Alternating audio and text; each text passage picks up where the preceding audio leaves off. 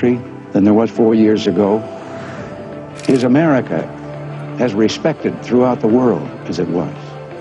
Do you feel that our security is as safe, that we're as strong as we were 4 years ago? If you don't think that this course that we've been on for the last 4 years is what you would like to see us follow for the next 4, then I could suggest another choice that you have. President Trump. He'll make America great again.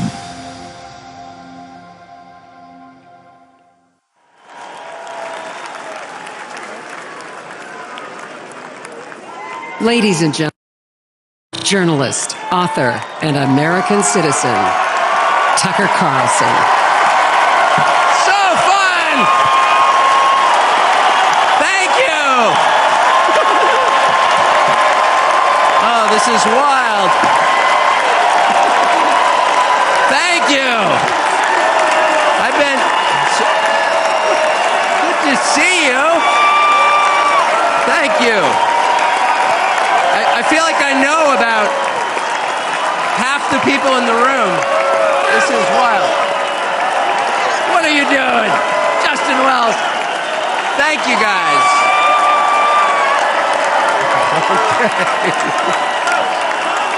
Can I just say, Peter Navarro is back. Welcome to Peter Navarro. Suffering the fate that has happened to so many who are friends with Donald Trump. Thank you for having me. I have been to many conventions. I have never been to a more fun convention or a convention with better vibes. They literally let Navarro out of prison. First of all, thank you. This feels a lot different from what I thought it was going to feel like. I can't hear you, but I know it's something good. So, I watched the video of what happened in Butler, Pennsylvania about 50 times. I think I was one of about 8 billion people around the world who watched it. And the more I watched it, the more it struck me that everything was different after that moment. Everything. And this convention is different. The nation is different. The world is different. Donald Trump is different. When he stood up after being shot in the face, bloodied, and put his hand up, I thought at that moment, that was a transformation. This was no longer a man. Well, I think it was divine intervention. But the effect that it had on Donald Trump, he was no longer just a political party's nominee, or a former president, or a future president. This was the leader of a nation. And I think there's a difference. I've spent most of my life in Washington, where the president is at the top of the pyramid. Everyone wants to be the president. But if you think about it, the presidency comes with great power, obviously. But if you think about it, that is a title that is bestowed by a process of some sort that can be subverted. And in the end, it does not confer by itself, as no title does, legitimacy. Just because you call yourself the president doesn't mean that much inherently. I can call my dog the CEO of Hewlett-Packard. It doesn't mean she is. It's true. And you hate to say it, but it is also true, as a fact, that you could take, a mannequin, a dead person, and make him president. No, you could. I'm just saying theoretically possible. With enough cheating, that could happen. But being a leader is very different. It's not a title. It's organic. You can't name someone a leader. A leader is the bravest man. That's who the leader is. That is true in all human organizations. This is a law of nature. And in that moment, Donald Trump, months before the presidential election, became the leader of this nation. That was the most obvious to me. And I have to say, I think it changed him. I reached out to Trump within hours of it that night. And what he said to me that night, having just been shot in the face, he said not a single word about himself. he said only how amazed he was and how proud he was of the crowd, which didn't run. And I thought two things. The first thing I thought was, well, of course they didn't run. His courage gave them heart. A leader's courage gives courage to his people. And the second thing I thought was, this is the selfish guy I've been hearing about for 9 years, really? Not a word about himself, about his people, period.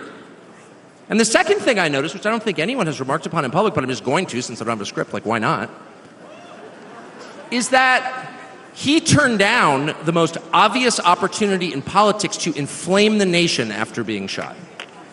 To inflame the nation, which is an opportunity that almost every other politician I've ever met, and certainly his opponents, would have taken instantly. And they would have said, well, what is this? How did he get shot? Like, how did this happen? And those are real questions that we have to get to the bottom of.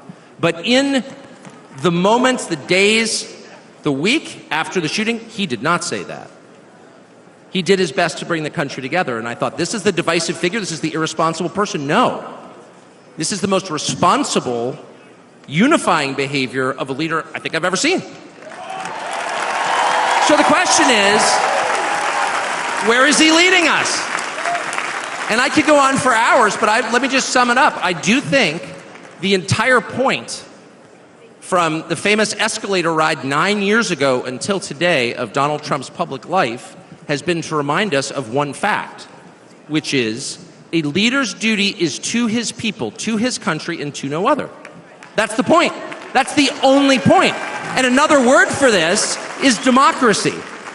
Democracy, in case you're a little sick of being beaten in the face with democracy on television, actual democracy is the proposition that the citizens of a country own that country. They're not renters, they're not serfs, they're not slaves, they are the owners of the country. And for that to be true, their leaders have to represent them, which is another way of saying they have to do what the people want them to do, or a close approximation thereof. But if they completely ignore what people want, not just 1 year, but generationally, say for 50 years, then it may be, I don't know what, it's not a democracy. And so I think the entire Trump project, paradoxically, is attacked as an enemy of democracy, is to return democracy to the United States. Hey, let's pay attention to what people actually want. And the lack of interest in that question in Washington is something that ultimately drove me out of the city after 35 years. Lawmakers stepping over the prostrate bodies of their fellow citizens ODing on drugs to go cast votes to send money to some foreign country. Yeah, actually, we've lost more Americans from drugs in the past 4 years than we lost in World War II. Yeah, our bloodiest war. More than we lost in World War II. Does anybody care? It is pathetic. It is pathetic. And do you hear a single word from Washington about doing anything about it? We know where the drugs are coming from. We know the supply routes. The U.S. military spent billions bombing the Ho Chi Minh Trail. You don't see our commander-in-chief suggesting that we use our military to protect our country or the lives of its citizens. No, that's for Ukraine. And it's too much, actually. It's too insulting. It's too insulting. It's a middle finger in the face of every American. It's a very clear statement, which is unmistakable. And that is, we don't care about you. And Donald Trump, whatever you say about him, and I think he's a wonderful person. I know him well. By the way, the funniest person I've ever met in my life, actually. You can't be funny without perspective or without empathy, which is true. But everything else about Trump aside, he actually cares because he's interested in the people who live here because that's his job. A father's job, his duty is to his family. An officer's duty is to his men. A president's duty is to his citizens. And he seems to be the only one who thinks that. And in his choice for vice president, J.D. Vance, he's made that really clear. J.D. Vance, I'll say this about him, is a thoroughly decent man, and I'll just admit it, a friend of mine, one of the very few politicians in Washington who actually is very close to his own wife, which is wonderful to see. And she's wonderful, actually. But J.D. Vance has views that are closer to Trump's voters than anyone else in Washington in office. Therefore, he's the vice president. That's called democracy. So I will stop on just one point, and that is what's happened over the past month since the debate, and particularly on Saturday in Butler. I think a lot of people are wondering, what is this? This doesn't look like politics. Something bigger is going on here. I think even people who don't believe in God are beginning to think, well, maybe there's something to this, actually. And I'm starting to think it's going to be okay, actually. I do think that. In the day after the midterm elections in 2018, Antifa came to my house. The Democratic Party's militia, okay? I was at work. It was obvious when I was at work because it was public. My wife was home alone. They tried to come in through the front door. They terrorized her. She hid in our pantry. It was on television. It was horrible, actually. It was, I mean, I'm not whining about it. I wasn't getting shot in the face, but it wrecked our day. And the next morning, we're lying in bed, and the phone rings for my wife, and it's Donald Trump, who's not like a regular text buddy of Donald Trump's. She picks it up, hello? Susie, it's Donald Trump. And it's coming through, I could hear it. You know, I'm lying in bed, whoa. And the first thing he says is, I'm gonna stand guard outside your house. And she goes, oh, it's so nice.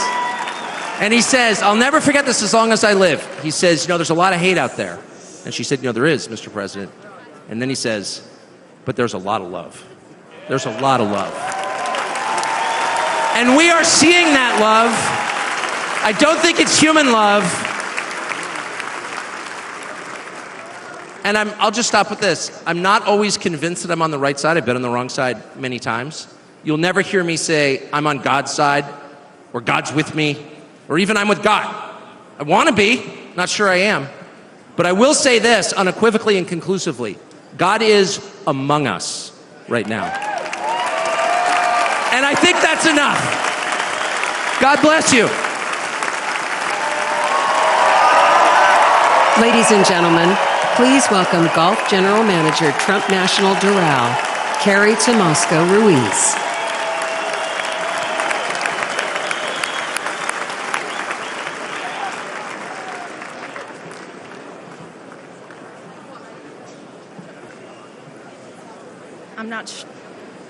I'm not sure how I follow Tucker,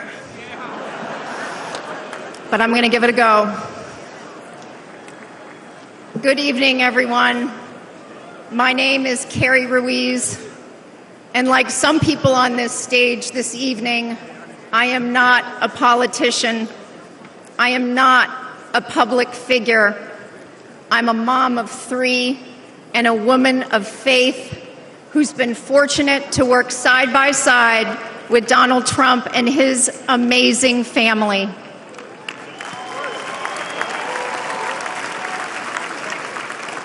"12 years ago, the Trump Organization purchased the iconic Doral Golf Resort after so many companies tried and failed to create a world-class golf experience, all while turning a profit.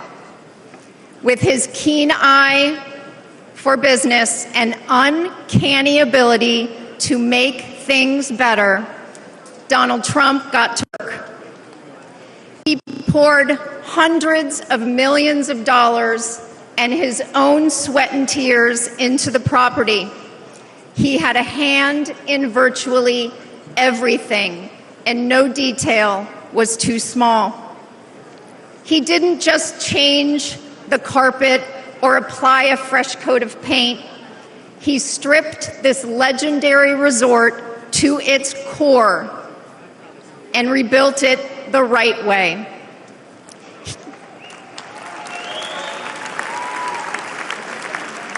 He did the hardest things to make it great again. He also built up the resort's people. Thank you, boss.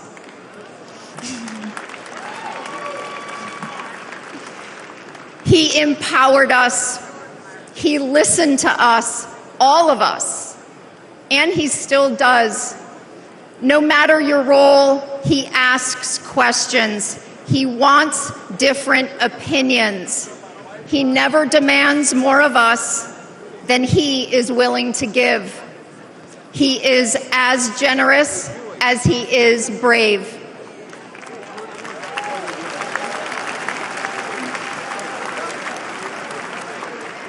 And to those who work for him, he provides unwavering support.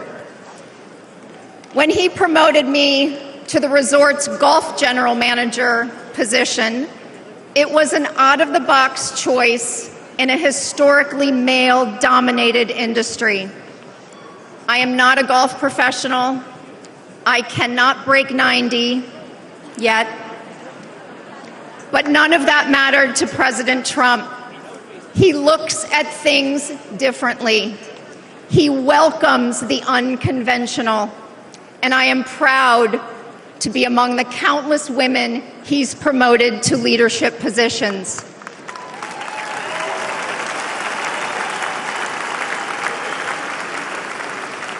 I might add, he did it all while no one was looking. The simple truth is, no one can match President Trump's vision and unrelenting drive to make things better.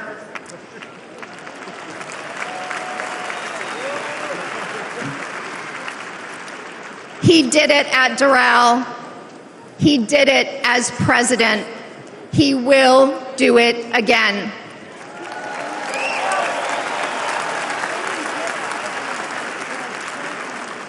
May God continue to bless President Trump, and may God bless the United States of America. Thank you.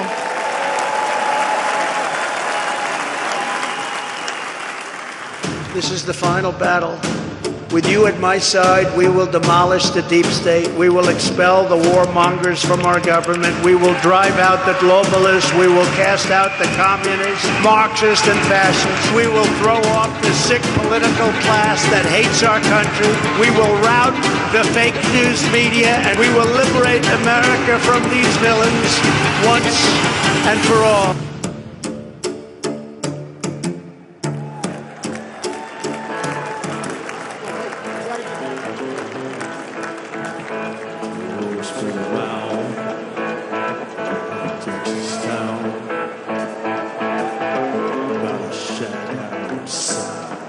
You know what I'm talking about? Just let me know if you go to that whole out place. They got a lot of nice girls out there.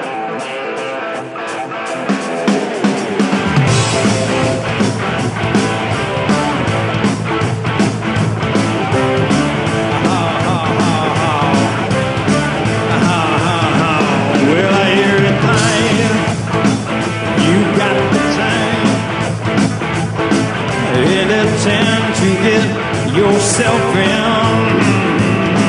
Well, I hear it fine. You got the time.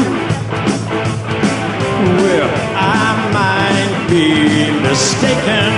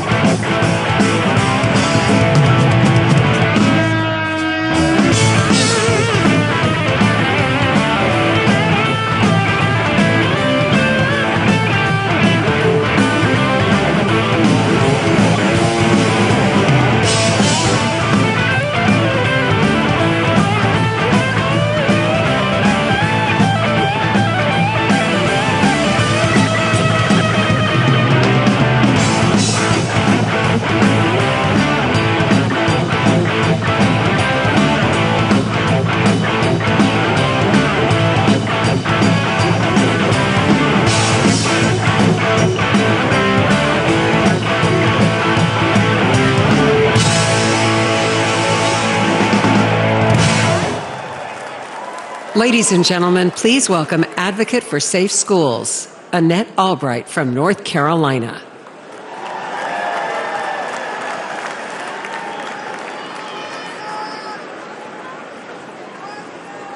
Thank you. Thank you so much.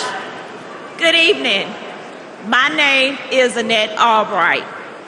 I grew up in the small town of Mount Airy, North Carolina.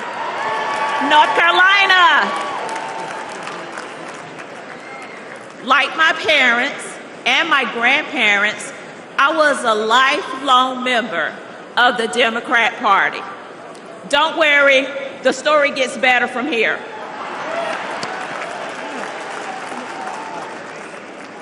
After completing a degree in criminal justice, I started a career working with the North Carolina Department of Corrections. I left my job in the criminal justice system to work for Charlotte-Mecklenburg School District to engage our youth before they got stuck in the system. It didn't take long for me to realize that public schools are a part of the problem.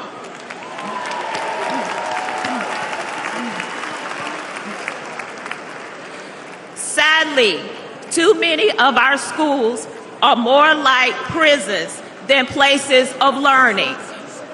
That must change.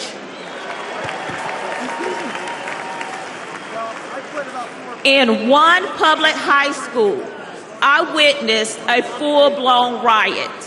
I saw many violent altercations between students and physical attacks on staff.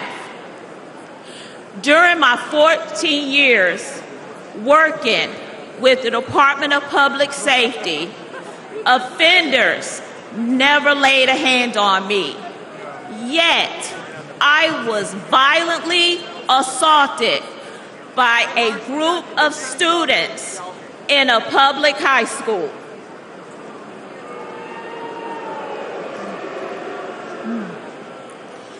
The uptick in school violence was related to an Obama-Biden policy that directed schools to reduce suspension rates and keep dangerous students in the classroom.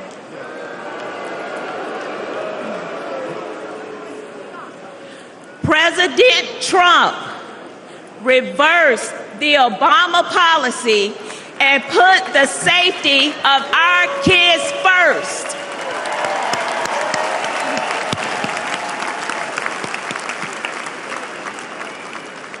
Violence on public school campuses should not be a Democrat issue. It should not be a Republican issue. It is an American people issue.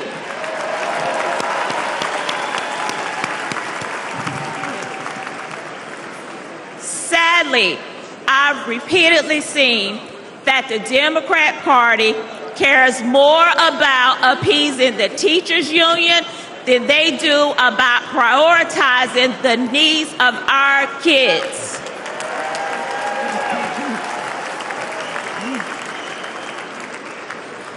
They champion safe spaces instead of safe schools. This is completely wrong.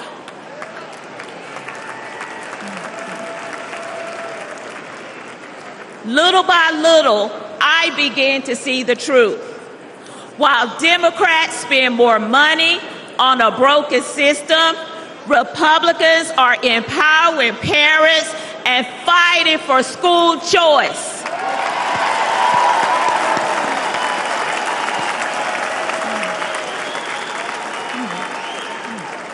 While Democrats think school resource officers are a threat to our students, Republicans know that they protect our kids.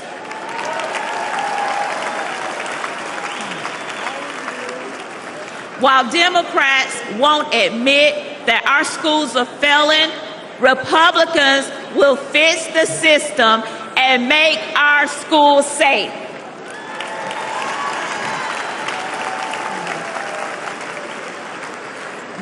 why this year, for the first time in my life, I am registered as a Republican.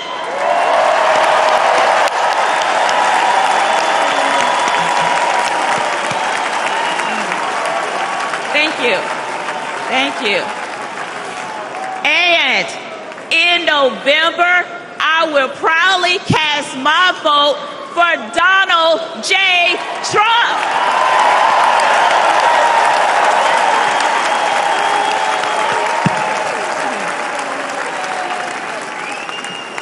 Only together we can make America's schools great again. Thank you, and God bless America.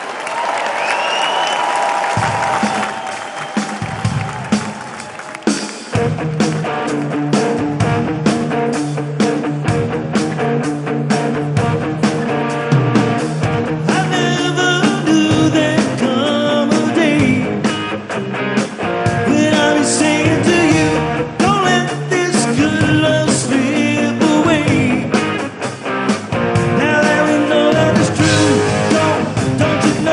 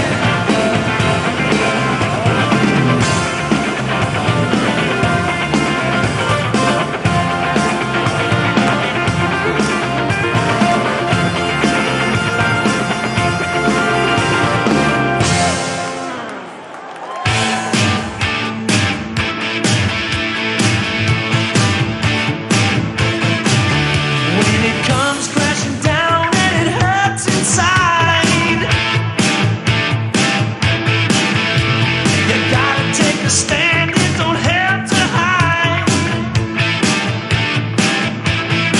If you hurt my friends, then you hurt my pride. I gotta be a man, I can't let it slide. I am a real American, fight for the rights of every man. I am a real American, fight for what's right, fight for your life.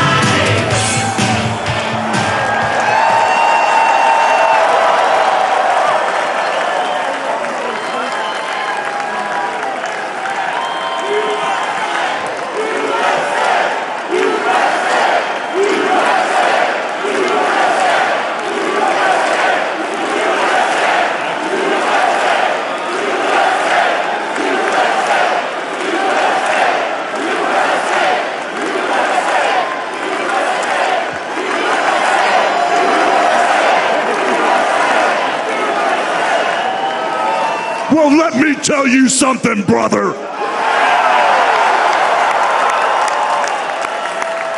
You know something? When I came here tonight, there was so much energy in this room. I felt maybe I was in Madison Square Garden getting ready to win another world title. Or maybe I thought the vibe was so intense, the energy was so crazy, it felt like maybe I was gonna press that no-good stinky giant over my head and slam him through the mat, brother. But what I found out was I was in a room full of real Americans, brother. And at the end of the day, with our leader up there, my hero, that gladiator, we're gonna bring America back together. One real American at a time, brother.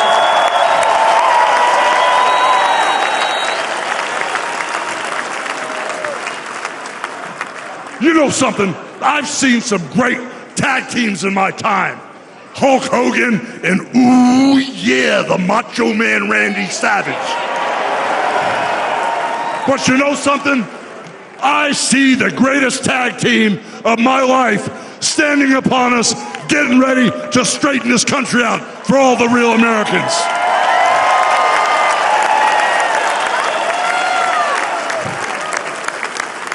You know, even though you guys are real Americans, you better get ready. Because when Donald J. Trump becomes the President of the United States, all the real Americans are gonna be nicknamed Trumpites. Because all the Trumpites are gonna be running wild for 4 years. So with the power of Donald J. Trump and all the Trumpites running wild, America is gonna get back on track, and like Donald J. Trump said, America is gonna be great again.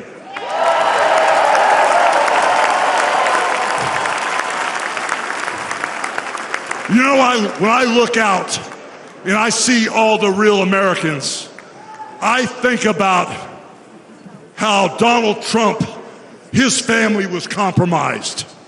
When I look out there and I see Donald Trump, I think about how his business was compromised. But what happened last week when they took a shot at my hero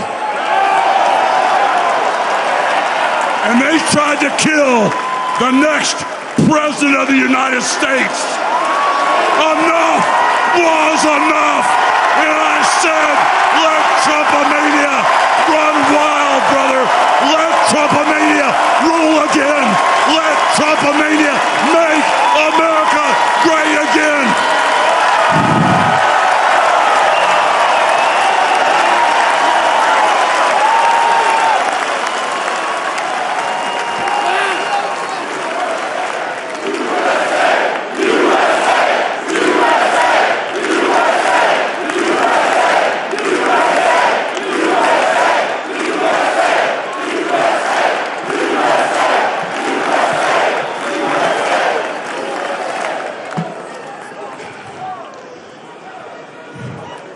You know something, Trumpites?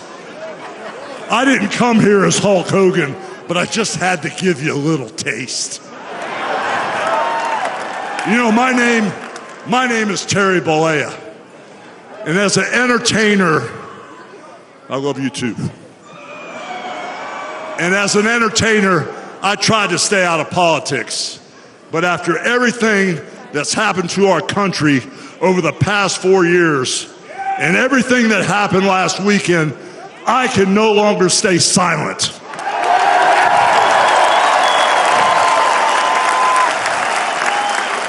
I'm here tonight because I want the world to know that Donald Trump is a real American hero. And I'm proud to support my hero as the next president of this United States.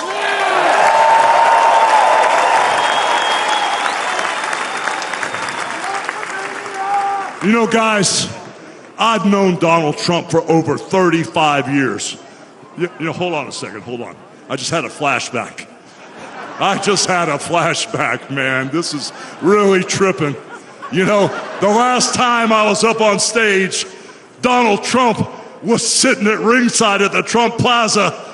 I was bleeding like a pig, and I won the world title right in front of Donald J. Trump. And you know something?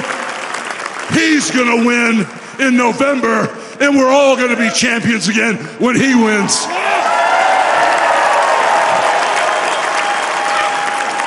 And like I said, I've known that man for over 35 years, and he's always been the biggest patriot, and he still is.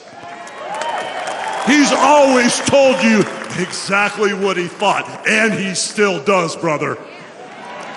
And no matter the odds, he always finds a way to win.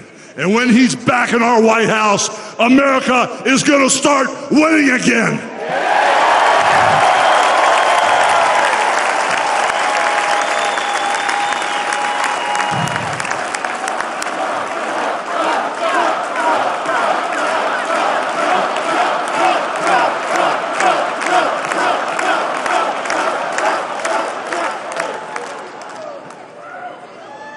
You know, guys, over my career, I've been in the ring with some of the biggest, some of the baddest dudes on the planet.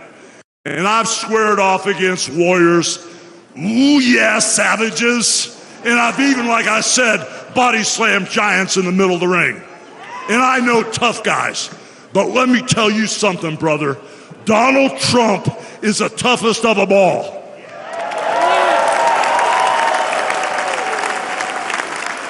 They've thrown everything at Donald Trump.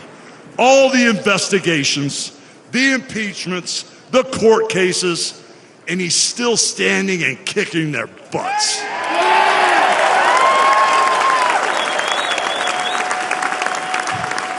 You know, we never had it better than the Trump years. Back then, we had a thriving economy. We had strong borders. We had safe streets. We had peace and respect around the world. But then we lost it all in a blink of an eye. Crime is out of control. The border is out of control. The price of food and gas and housing is out of control. And the only person who can clean this up is Donald Trump.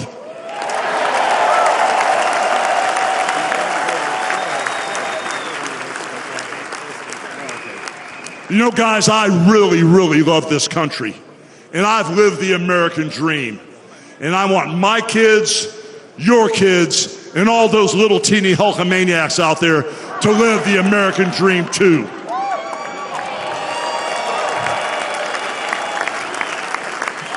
This November, guys, we can save the American dream for everyone.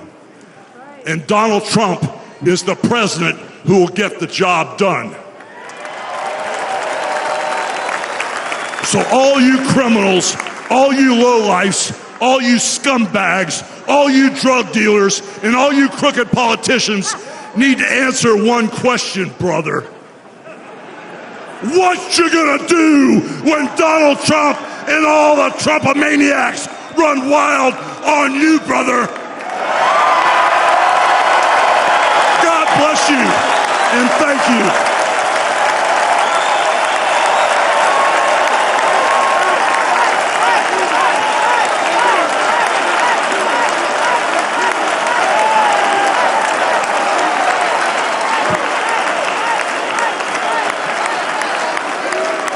Ladies and gentlemen, please welcome the President and CEO of the Billy Graham Evangelistic Association and President of Samaritan's Purse, the Reverend Franklin Graham.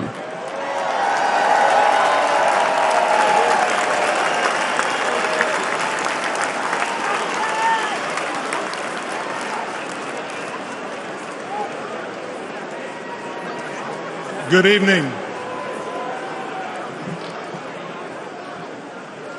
I've got the hardest job tonight. I have to follow Hulk Hogan. But I stand here tonight as a private citizen who loves this country.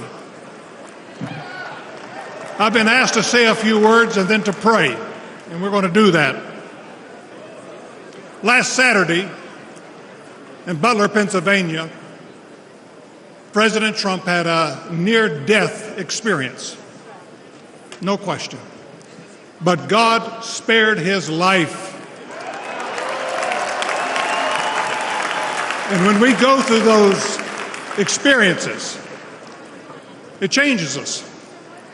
It can cause us to examine our lives and to reevaluate our priorities, as you should. When President Trump rose from that platform, he rose with his fist raised in strength, showing America his unshakable resolve to fight for them in this nation.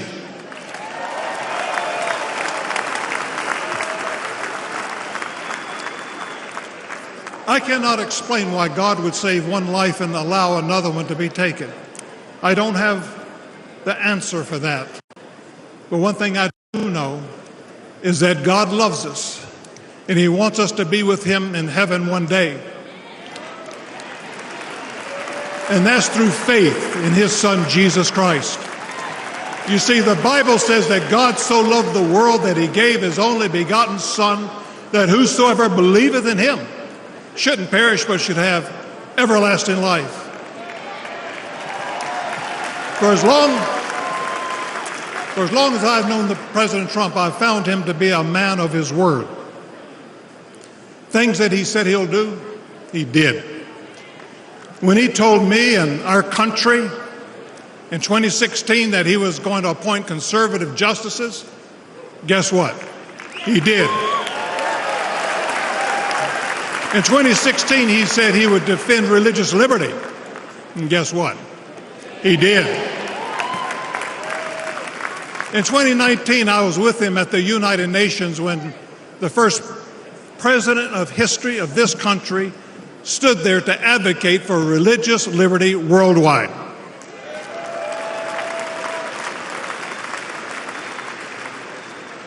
When American citizen and Pastor Andrew Brunson was being held in a Turkish jail on false accusations, President Trump demanded that he be released. And he applied economic pressure and sanctions until they did that. I'm grateful and thankful for what he did as a 45th president of the United States.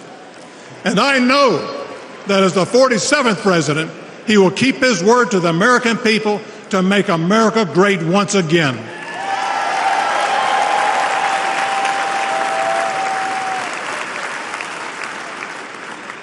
It's an honor for me to be asked to pray for Donald Trump this evening. And so what I'd like to do, I'd like us to pray, but I'd like us all to stand as we call upon the name of the God of heaven.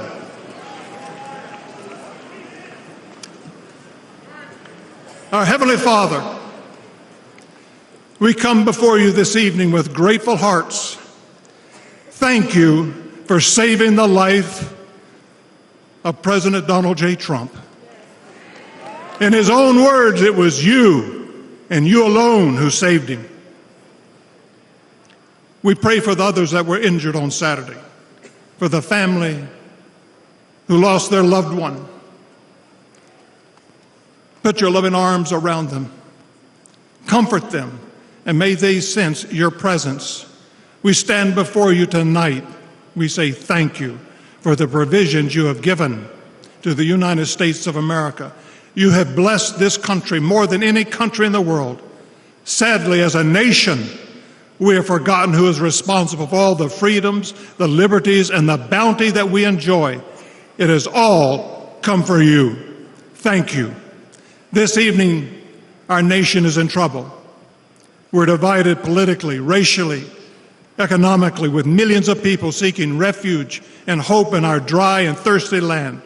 You're the only one who can fix the complexity of the problems that we face today. We pray for President Trump that you would give him wisdom, strength, and a clear vision for the future of this nation and the task that is at hand. Continue to protect him from his enemies. I pray that you would surround him with men and women who will give him sound counsel and guidance. We pray for Melania, for Barron, and for all the President Trump's children and grandchildren. We pray for Senator J.D. Vance, his wife Ulsa, along with their young family. We're thankful for his strong stand for defending life. As your word instructs, we also pray for the leaders of our nation, whether they're Republican, Democrat, or independent. We know that all authority comes from you. You are a great God, and we ask that if it be thy will that you will make America great once again. And we ask that you'll unite our hearts, bring us together, one nation under God, indivisible, with liberty and justice for all. And we pray this in the mighty name of my Lord and Savior, Jesus Christ, the King of Kings and the Lord of Lords. Amen.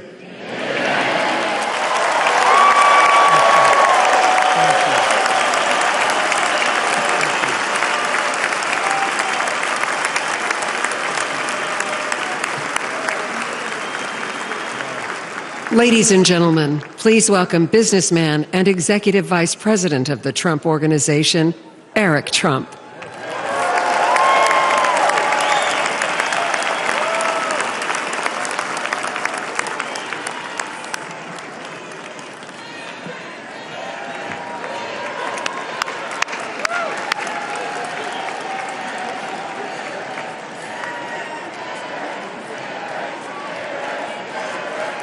Good evening, America.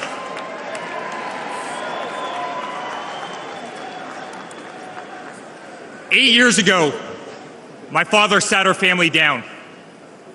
He spoke of a nation in decline, of dreams slipping away, of a future endangered by failed leadership and broken promises. It was in that moment I knew my father had made a decision that would forever change our lives. We realized he had chosen to step into the arena, to fight for the soul of America. He had decided to leave behind the comforts of an unbelievable business empire, to leave behind everything he had ever built, to answer the call to serve our nation. Unlike his predecessor, it was not a decision born out of necessity. Unlike the current president, it was not a decision that would enrich his family. Rather, it was a decision made out of love for this country and a deep concern for America's future.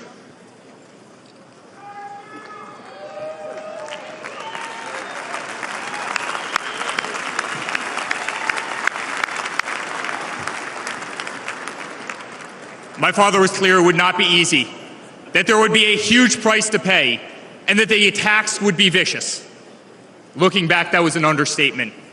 The made-up Russia hoax, the sham impeachments, the efforts to destroy an unbelievable company, a company that I run today, the efforts to cancel us, to silence him, to gag his free speech, and to drag him through every radical left courthouse in America, to take his life. Yet through it all, he's shown unwavering courage and determination, not just in public, but in every private conversation with me and our family.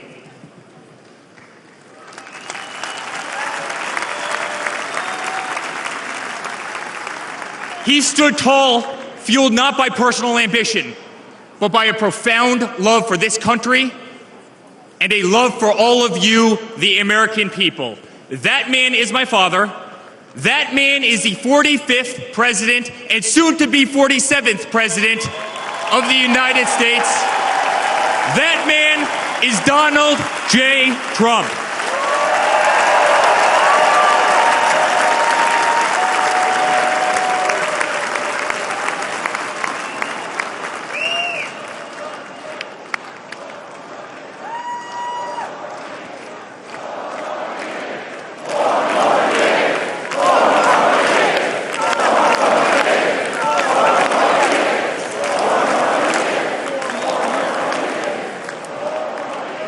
Each time I've stood on this stage, America has been at a dire crossroads. In 2016, many people began to doubt the promise of America. Our economy was struggling, jobs were scarce, our standing on the world stage, veterans were forgotten, our military was in shambles, our educational system was broken, ranked 30th in the world. He could no longer tolerate an inept administration that handed $150 billion to Iran, a country that chants death to America, or witness the continued attacks on our Constitution and our religious liberty, or see the disrespect shown to our unbelievable law enforcement officers who are being disarmed, defunded, and persecuted each and every day. He could no longer stand to see words like Christmas stripped from public use or the Pledge of Allegiance removed from our schools. But my father saw potential where others saw despair.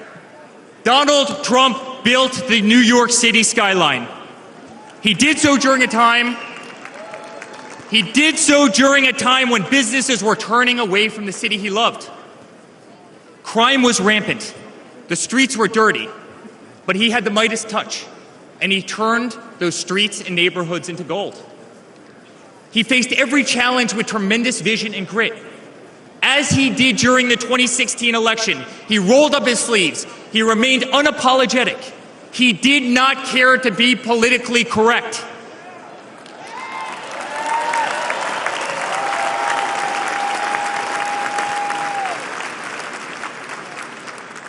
He restored hope. He restored a voice to millions of Americans who had been ignored. He restored the American dream. Under my father's leadership, the economy climbed to record heights. Jobs were created at an unthinkable pace. Unemployment reached historic lows across all demographics. Wage growth soared. He cut taxes for hardworking families and businesses. He slashed regulations. We saw the greatest 401k increase in American history.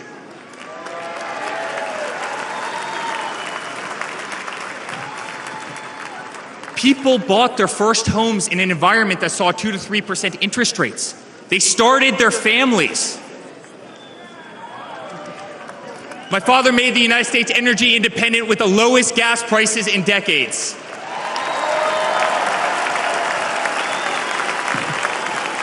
My father made the United States safe. Our borders were closed. There was peace in the Middle East. Soleimani, al-Baghdadi, the terrorists were dead.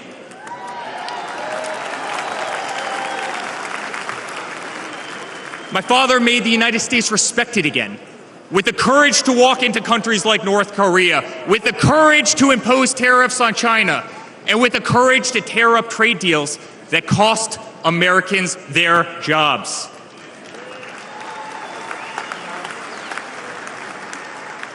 He brought manufacturing back to America. Small businesses flourished. He did what he promised. He put America first. We were winning. Donald Trump made America great again.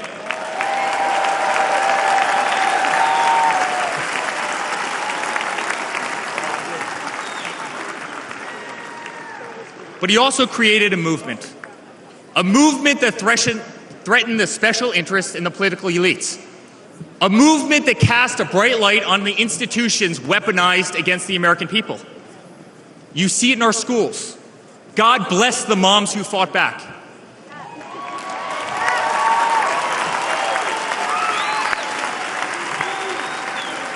You see it in your workplace. You see it on every news station, in every newspaper. You see it in the military, the most iconic military installations on planet Earth are stripped of their identity and renamed. Fort Bragg, Benning, Fort Hood. You see it in Hollywood. You see it in our two-tier judicial system. They don't even hide it anymore. My father has been censored. The former president ripped off Twitter, Instagram, and Facebook while terrorist organizations remain intact. My father has been persecuted, targeted by far-left Democrats funded by special interest groups and hand-picked judges. My father has been pulled off the ballots of states, radical justices attempting to defy the will of millions of Americans who adore who he is and what he stands for. My father even became the target of an assassin who almost killed America's single greatest hope for our future. The swamp is terrified of this incredible movement. They're terrified of it. They're terrified of you and the tens of millions of people watching us on TV right now. They've tried everything to keep him from you, everything, to destroy his legacy, to destroy his family. They have failed, and they will not win.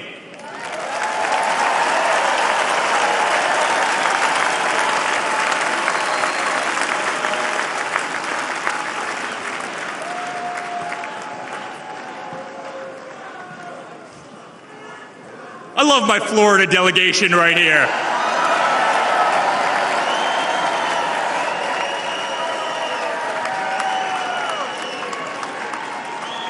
Thank you. My father stands before you with the most votes of any Republican candidate in the history of our nation.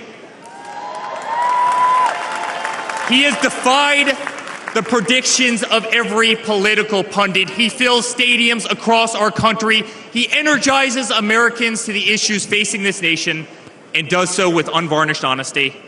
He is not a threat to democracy. He is a threat to those who despise our republic, many whom are bought and sold, bribed and coerced, people who have never signed the front of a check and who have been dependent on the government their entire adult lives.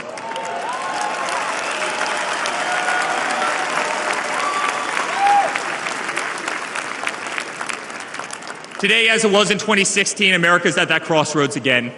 Energy prices are soaring. Interest rates are crippling. Everything is unaffordable.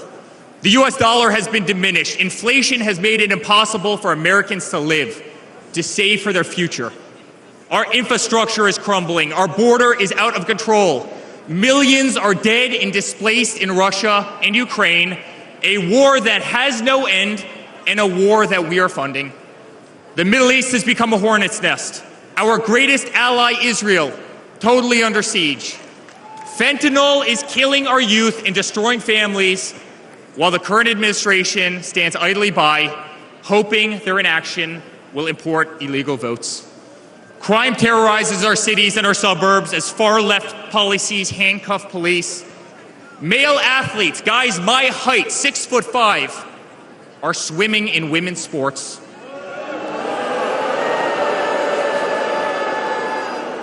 Destroying the dreams of young girls who have trained every minute of their lives. We no longer trust our elections. We no longer trust our judicial system, and we no longer believe that our government is working in our best interest.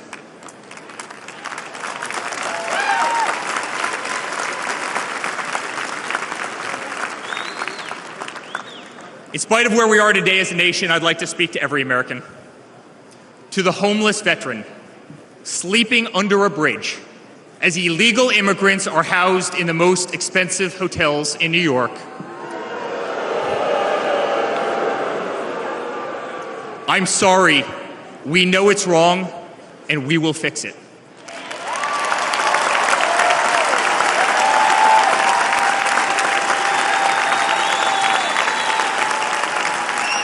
To the single mother who can no longer afford her rent, afford groceries, and has been forced to work 3 jobs. I'm sorry, it does not have to be this way. To the parents who lost a son or daughter to fentanyl, including the incredible woman that spoke the other night, while an administration does absolutely nothing.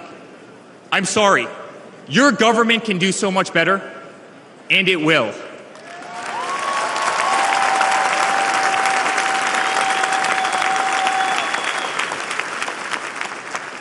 To the children who are being brainwashed instead of learning the fundamentals of school, I'm sorry.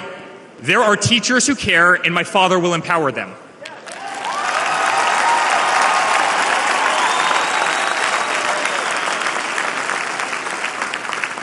To the law enforcement officers, our brave Border Patrol, Secret Service, who work every single day to protect our communities, knowing damn well that the system will throw you under the bus, I'm sorry. We will stand behind you.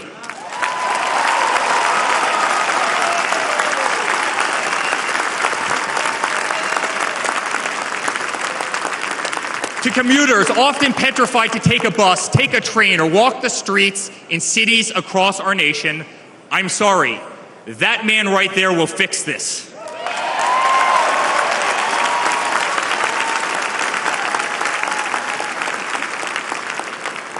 To the construction workers, to the middle-class families, to the families with children with disabilities, families who can no longer afford medical benefits or to take a vacation, I'm sorry. We will make America great again.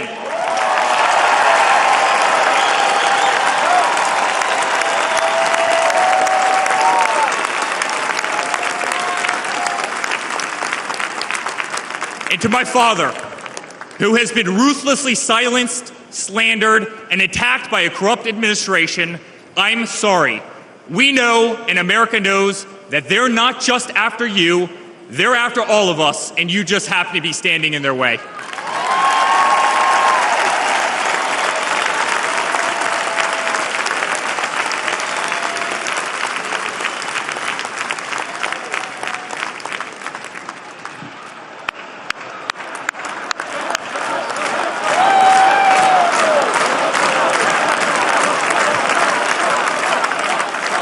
To all Americans watching tonight, the greatest retribution will be our success. Success not just for ourselves, but for our grandchildren and our children. Under President Donald J. Trump, the swamp will be drained. America will be respected. Our cities will be safe. Our streets will be clean. And our border will once again be secure.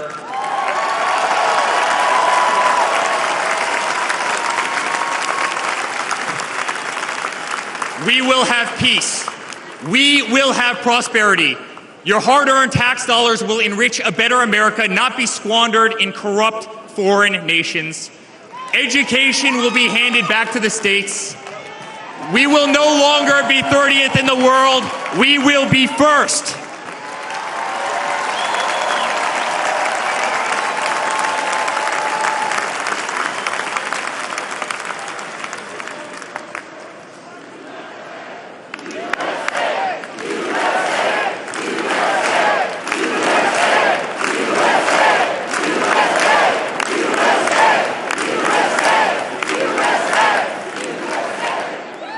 Our children will understand family, our children will have values, and our children will love God.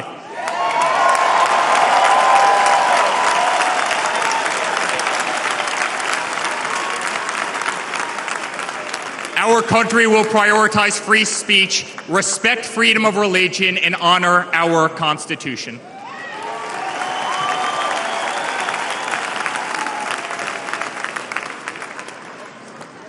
As his son, I've never been more proud of a person in my life. A man who has defied all odds more than once. A man who believed in the promise of America when others turned away. A man who saw a nation in need of a champion and answered that call with unwavering determination and courage. A man who survived a bullet that was intended to eliminate him permanently from our future and from our family. Never have I been more proud to be a Trump.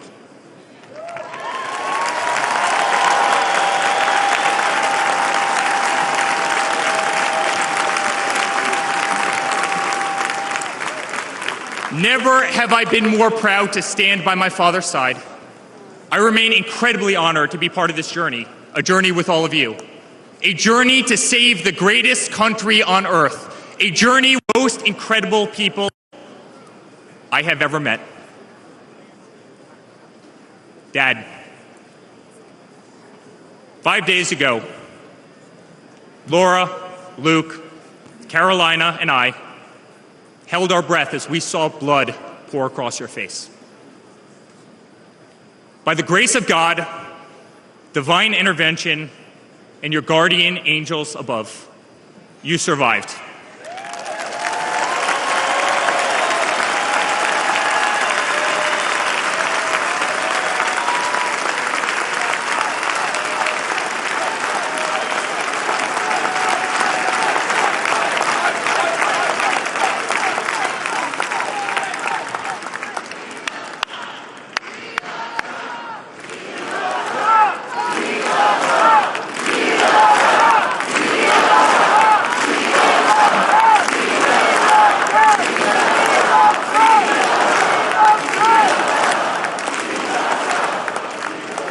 You are the greatest fighter I have ever seen. You are strong, you are full of life, and you are unapologetic. Your optimism is contagious. Your backbone is unbreakable. Your conviction to fight for what is right and against all that is wrong is truly next level.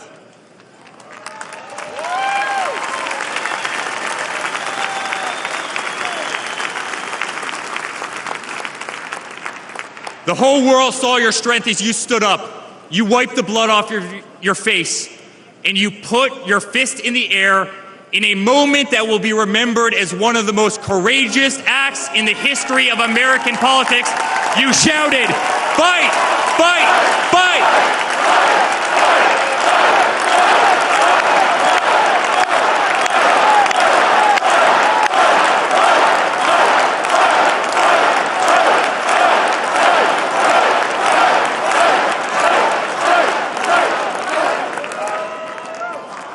I'm honored to be your son.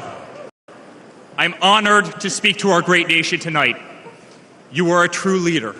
You epitomize strength. Our country loves you. Our country appreciates you. Our country misses you. And on November 5th, our country will re-elect you as the 47th President of the United States of America. Good night, Milwaukee. God bless you all.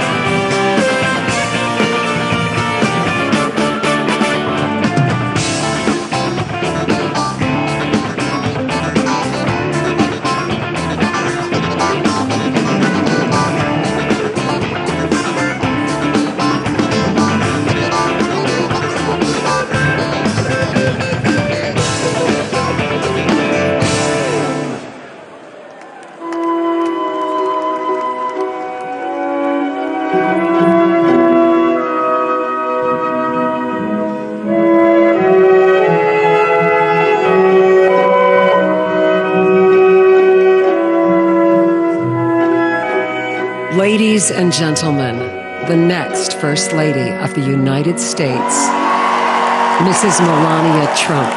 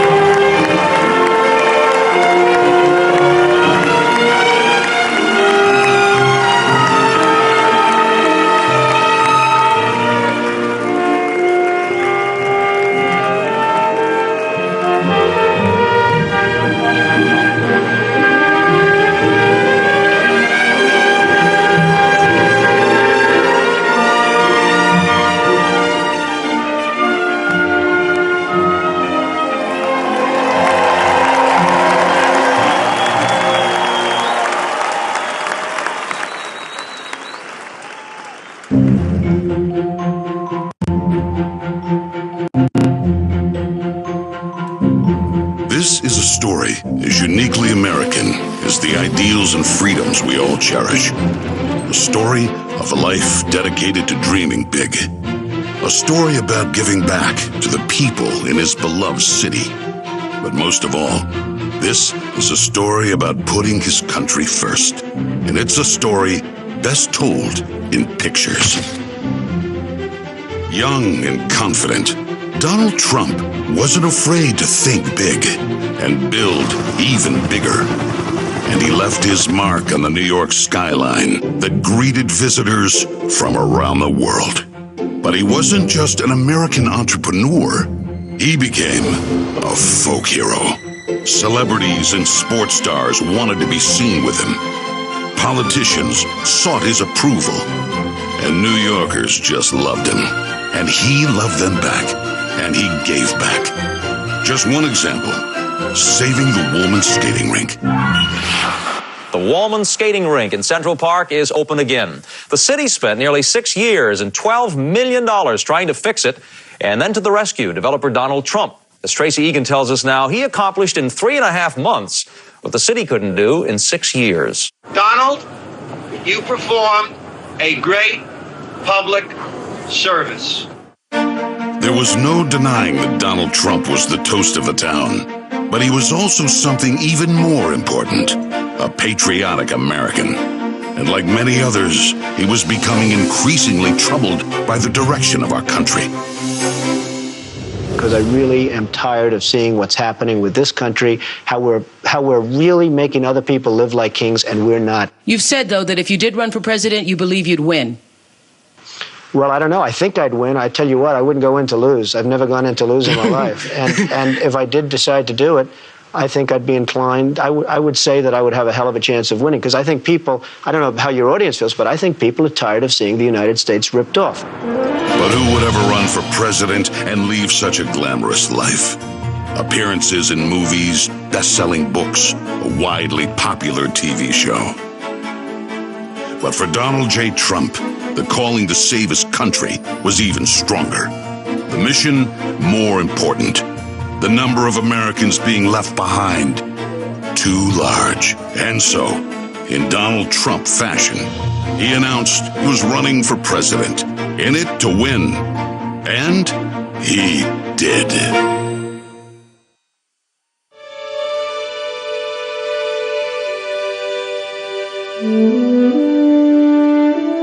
From his first day in office, the Washington politicians learned something about President Trump. He's not afraid to fight for what he believes in. They call that having the courage of your convictions. First up, the Trump tax cuts, largest in America's history, and it led to higher take-home pay for working families. Unfortunately, today, taxes are up and incomes down. The politicians just never learn. Next for President Trump, secure our border. Check. Miles and miles of wall built. ISIS and other terrorists deterred. But now, we have the Barney Fife of border security, leading to 250,000 Americans dead from fentanyl coming in. Brutal migrant crime spreading across America. And ISIS now here. President Trump promised he'd keep America out of endless wars. Welcome words to the families of our young men and women who serve. And another promise kept. By strengthening our military, then traveled the world, meeting with our allies, and even with our main adversaries. Just so they understood that America's strength and resolve was back. Because that's what a strong commander-in-chief does. And it led to a stable world at peace and our troops safe. Today, a different story. Our enemies smelled weakness, then set the world on fire. Putin saw it, then invaded Ukraine. Hamas saw it, then started a war in the Middle East.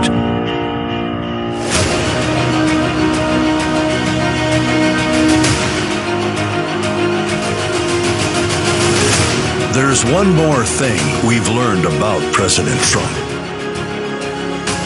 He believes so strongly in America, so optimistic for our possibilities, and so committed to fighting to once again make our country great, that there is nothing that is going to stop him.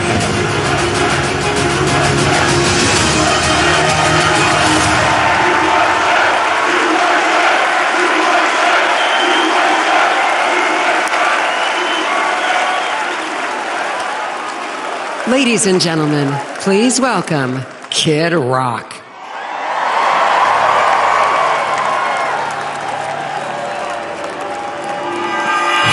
What up, America? If you're ready for President Trump to take the stage, I need everybody to stand up.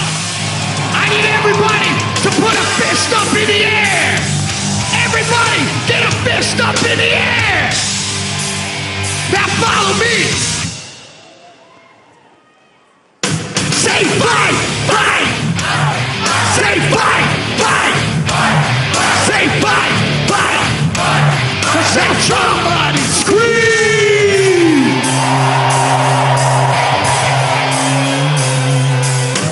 The devil without a cause. I'm back with the beaver hats and Ben Davis slacks. 30-pack of strong, straight rock and roll. No Rogaine in the propane flow. The chosen one, I'm the living proof. With the gift of gab from the city of truth. You know I jab, stab, and knock critics back. And I did not start when I said that. I'm going platinum, selling rhymes. I went platinum 7 times. Still they ill and wanna see us fry.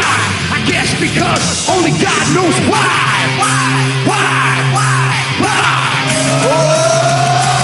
They call me cowboy, I'm a singer in black. Throw a fist in the air, let me see where you at. Say fight, fight. Say fight, fight. Say fight, fight. Say Trump, Trump.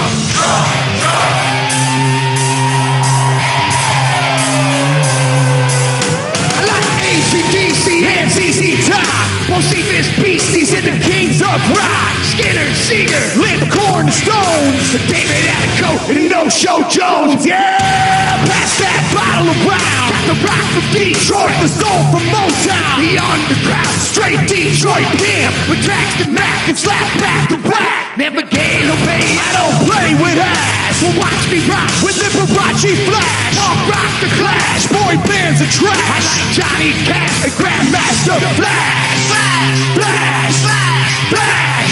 Oh, they call me Cowboy, I'm a singer in black. Throw a fist in the air, let me see where you're at. Say fight, fight.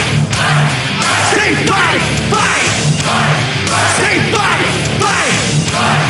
Say Trump, Trump, Trump.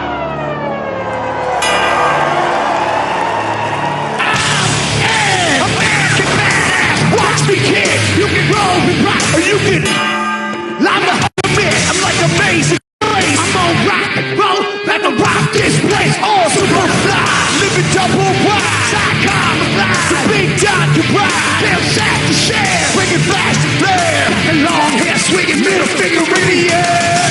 Skin boots, 65 Chevelle. See me ride and sin and hit a rebel yell. I won't live to tell, so if you do, rock for freedom and rock for truth. Who knew I'd blow like Oklahoma, Florida, Georgia, Arizona? Smell the aroma and check my hits. I know it stinks in here, cause Trump's the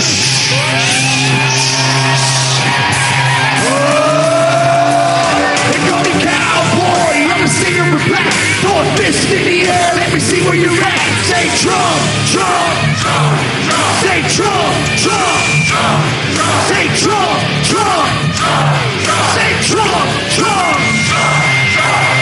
I need to hear you louder than that. One more time. I'm a cowboy, badass and black. You say Trump, Trump, Trump, Trump. Both side to side, from front to back. Come on, Trump, Trump, Trump, Trump. Put Detroit City back on the map. We say Trump, Trump, Trump, Trump. The rocks in the house, this is where I'm at. Ladies and gentlemen, get ready for the most patriotic American badass on earth, President Donald J. Trump. But first, another American badass, my brother, Dana White. God bless America.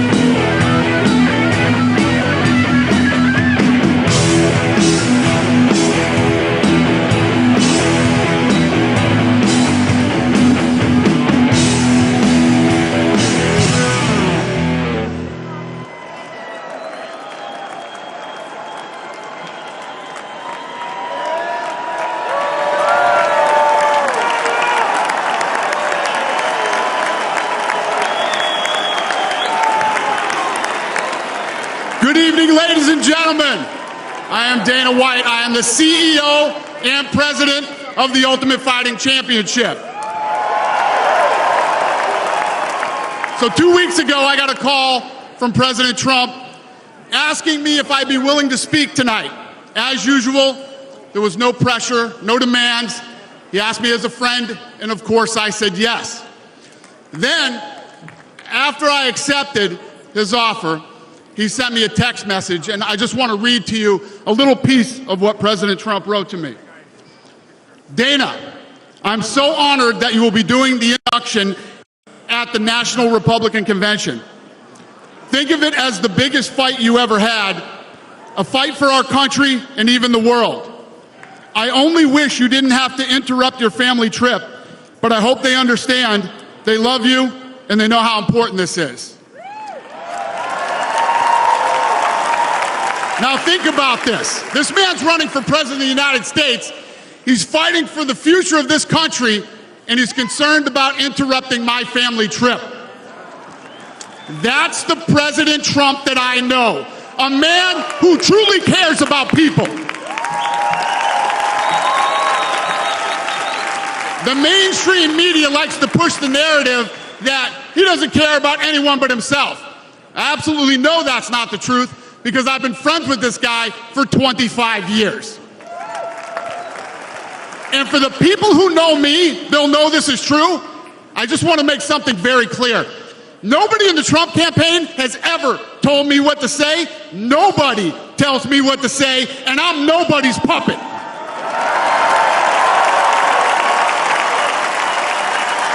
And I'm not telling you what to think, I'm telling you what I know. And I know President Trump. I know President Trump is a fighter. I've been saying this since 2015.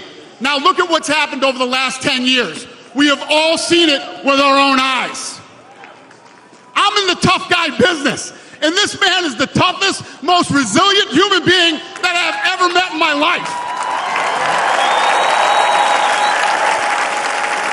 The higher the stakes, the harder he fights, and this guy never, ever gives up. So what's at stake here? The answer is in President Trump's text, and I quote, "A fight for our country." I know why he's running for president again. Why else would he put himself through everything he's dealt with just to get back here? We all know he doesn't need this. This guy's got a great life, he has a beautiful family, and he has achieved everything that you could possibly achieve in life. I know President Trump is literally putting his life on the line for something bigger than himself. And he's willing to risk it all because he loves this country.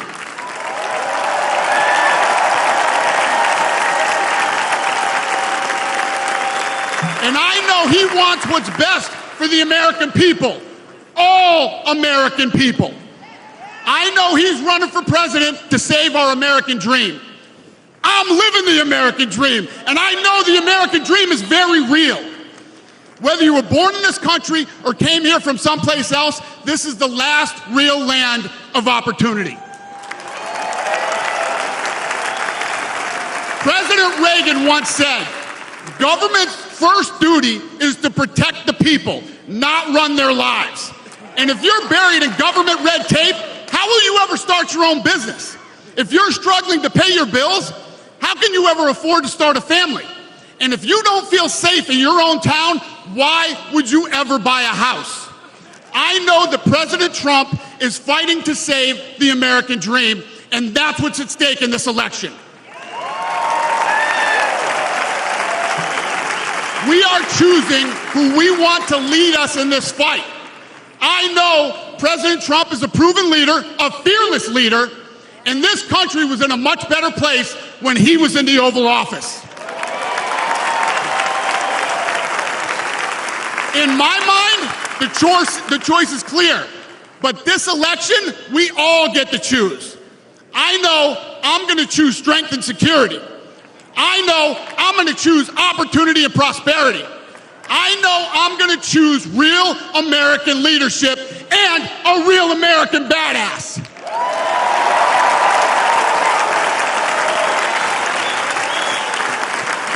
And I'm not telling you what choice to make, and I'm not telling you what to think.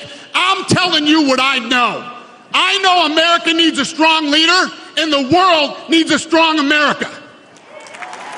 I know Donald J. Trump is the best choice for President of the United States. My fellow Americans, it is my honor to introduce the 45th and soon-to-be 47th President of the United States, Donald J. Trump.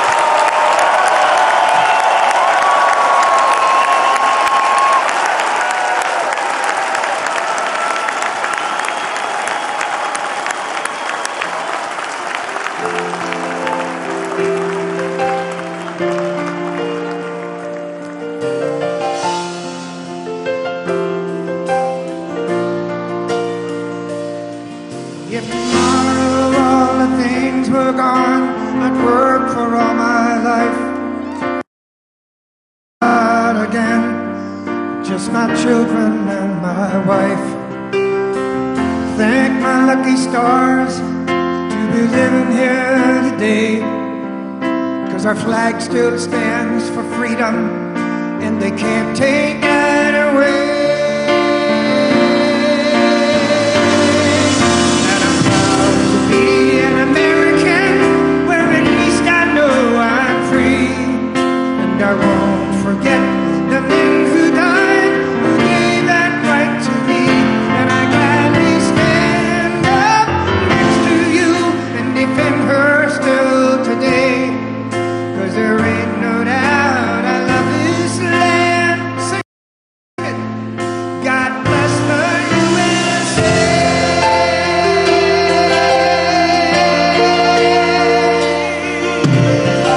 Yeah. From the lakes of Minnesota to the hills of Tennessee, across the plains of Texas, from sea to shining sea, from Detroit to Houston and New York to LA. There's pride in every American heart, and it's time we stand and say that I'm proud to be an American, where at least I know I'm free. And I won't forget the men who died, who gave that right to me. And I gladly stand up next to you and defend her still today, 'cause there ain't no doubt I love this land. God bless the USA.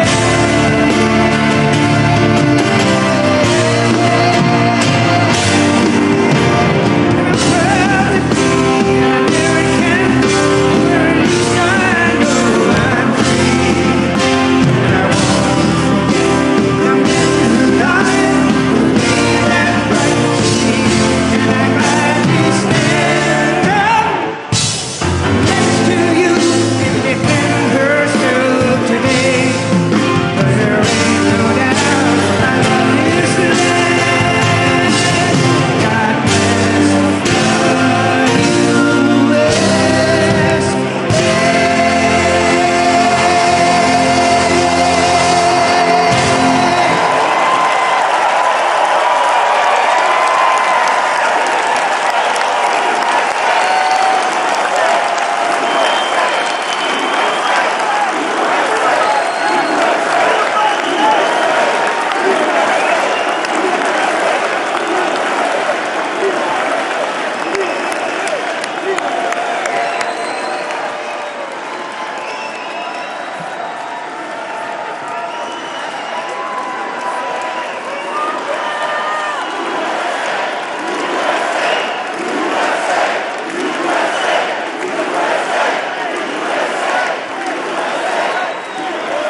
Thank you very much. Thank you very, very much. Wow. And thank you, Dana. Thank you, Kid Rock, sometimes referred to as Bob. And thank you, Lee, right from the beginning. Thank you very much. What a talent. What a beautiful, beautiful song. Thank you. Friends, delegates, and fellow citizens, I stand before you this evening with a message of confidence, strength, and hope. 4 months from now, we will have an incredible victory, and we will begin the 4 greatest years in the history of our country. Together, we will launch a new era of safety, prosperity, and freedom for citizens of every race, religion, color, and creed. The discord and division in our society must be healed. We must heal it quickly. As Americans, we are a single fate and a shared destiny. We rise together or we fall apart. I am running to be president for all of America, not half of America, because there is no victory in winning for half of America. So tonight, with faith and devotion, I proudly accept your nomination for President of the United States. Thank you.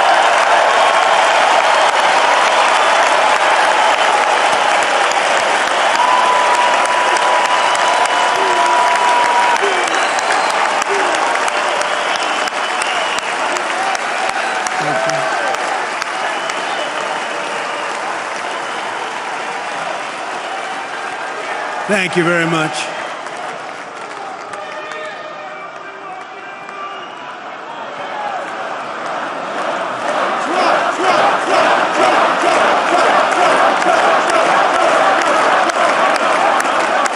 Thank you very much. And we will do it right. We're going to do it right. Let me begin this evening by expressing my gratitude to the American people for your outpouring of love and support following the assassination attempt at my rally on Saturday.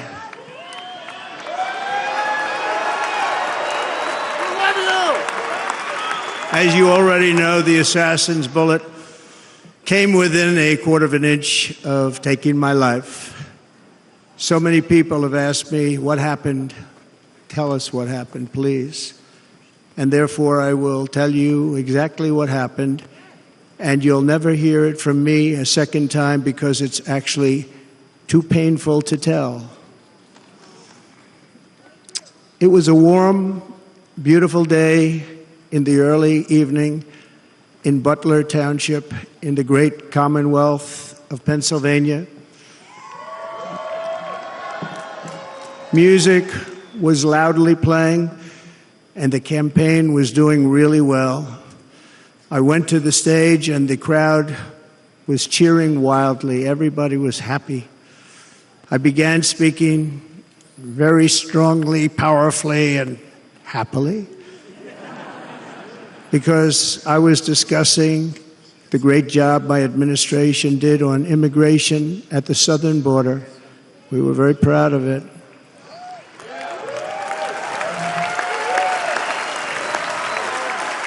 Behind me and to the right was a large screen that was displaying a chart of border crossings under my leadership.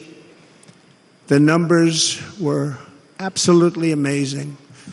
In order to see the chart, I started to, like this, turn to my right and was ready to begin a little bit further turn, which I'm very lucky I didn't do, when I heard a loud whizzing sound and felt something hit me really, really hard on my right ear. I said to myself, wow, what was that? It can only be a bullet. And moved my right hand to my ear, brought it down. My hand was covered with blood, just absolutely blood all over the place. I immediately knew it was very serious, that we were under attack, and in one movement proceeded to drop to the ground. Bullets were continuing to fly as brave Secret Service agents rushed to the stage, and they really did. They rushed to the stage.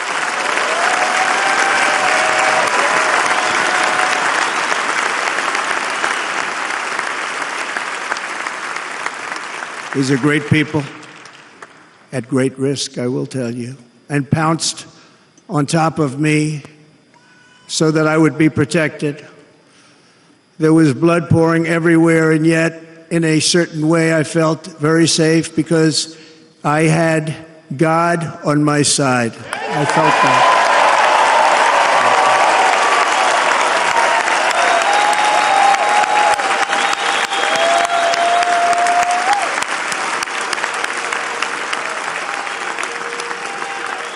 The amazing thing is that prior to the shot, If I had not moved my head at that very last instant, the assassin's bullet would have perfectly hit its mark, and I would not be here tonight. We would not be together.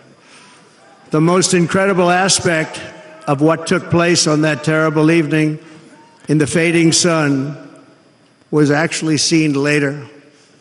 In almost all cases, as you probably know, and when even a single bullet is fired, just a single bullet, and we had many bullets that were being fired, crowds run for the exits or stampede, but not in this case. It's very unusual.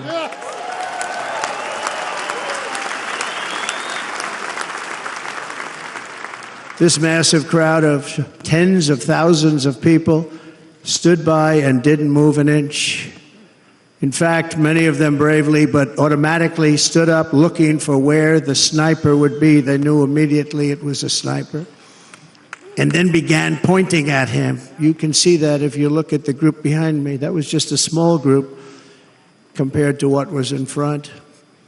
Nobody ran, and by not stampeding, many lives were saved. But that isn't the reason that they didn't move. The reason is that they knew I was in very serious trouble. They saw it. They saw me go down. They saw the blood and thought, actually most did, that I was dead. They knew it was a shot to the head. They saw the blood. And there's an interesting statistic. The ears are the bloodiest part. If something happens with the ears, they bleed more than any other part of the body. For whatever reason, the doctors told me that. I said, why is there so much blood? He said, it's the ears. They bleed more. So we learned something, but they just, this beautiful crowd, they didn't want to leave me. They knew I was in trouble. They didn't want to leave me. And you can see that love written all over their faces. Incredible people. They're incredible people. Bullets were flying over us, yet I felt serene. But now the Secret Service agents were putting themselves in peril. They were in very dangerous territory. Bullets were flying right over them, missing them by a very small amount of inches. And then it all stopped. Our Secret Service sniper, from a much greater distance and with only one bullet used, took the assassin's life, took him out.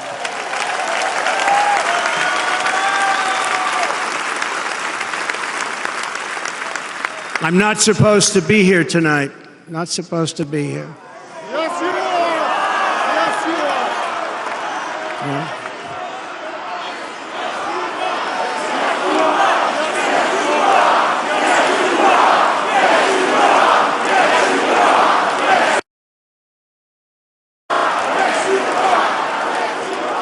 Thank you. But I'm not. And I'll tell you, I stand before you in this arena only by the grace of Almighty God.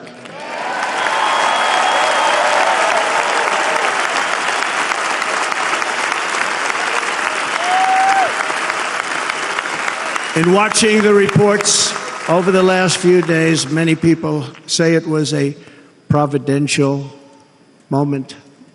Probably was. When I rose surrounded by Secret Service, the crowd was confused because they thought I was dead, and there was great, great sorrow. I could see that on their faces as I looked out. They didn't know I was looking out. They thought it was over. But I could see it, and I wanted to do something to let them know I was okay. I raised my right arm, looked at the thousands and thousands of people that were breathlessly waiting, and started shouting, "Fight, fight, fight."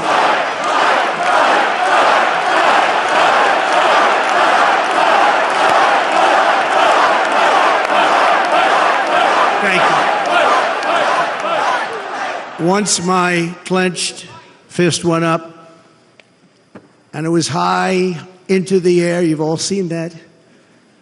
The crowd realized I was okay and roared with pride for our country like no crowd I have ever heard before. Never heard anything like it. For the rest of my life, I will be grateful for the love shown by that giant audience of patriots that stood bravely on that fateful evening in Pennsylvania. Tragically, the shooter claimed the life of one of our fellow Americans, Corey, comparator, unbelievable person, everybody tells me. Unbelievable. And seriously wounded. Two other great warriors, spoke to them today, David Dutch and James Copenhaver. Two great people. I also spoke to all three families of these tremendous people. Our love and prayers are with them and always will be. We're never going to forget them. They came for a great rally. They were serious Trumpsters, I want to tell you. They were serious Trumpsters and still are. But Corey, unfortunately, we have to use the past tense. He was incredible. He was a highly respected former fire chief, respected by everybody. Was accompanied by his wife, Helen, incredible woman. I spoke to her today, devastated, and two precious daughters. He lost his life selflessly acting as a human shield to protect them from flying bullets. He went right over the top of them and was hit. What a fine man he was.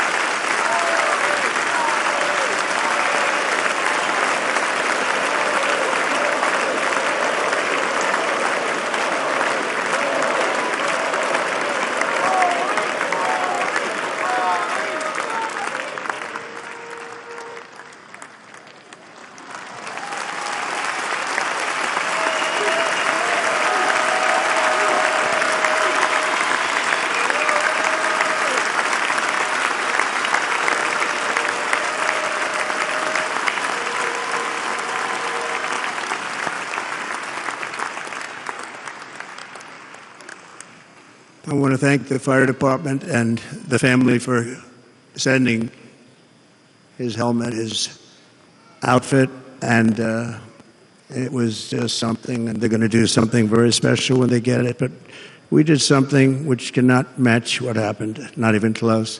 But I am very proud to say that over the past few days, we've raised $6.3 million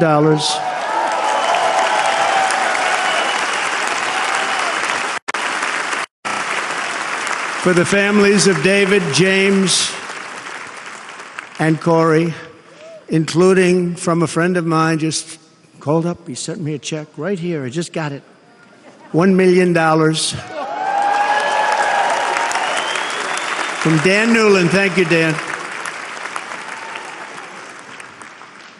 And again, when speaking to the family, I told them, I said, well, I'm going to be sending you a lot of money, but it can't compensate. They all said the same thing. You're right, sir. We appreciate so much what you're doing, but nothing can take the place in the case of Corey. And the other two, by the way, they were very, very seriously injured, but now they're doing very well. They're going to be okay. They're going to be doing very well.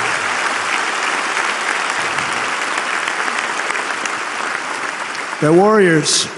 So now I ask that we observe a moment of silence in honor of our friend Corey.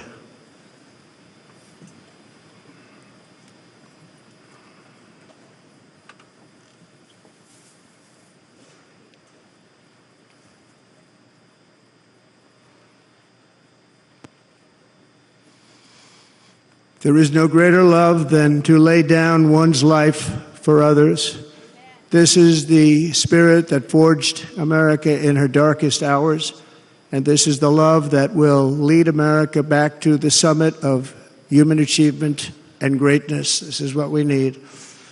Despite such a heinous attack, we unite this evening more determined than ever. I am more determined than ever, and so are you. So is everybody in this room.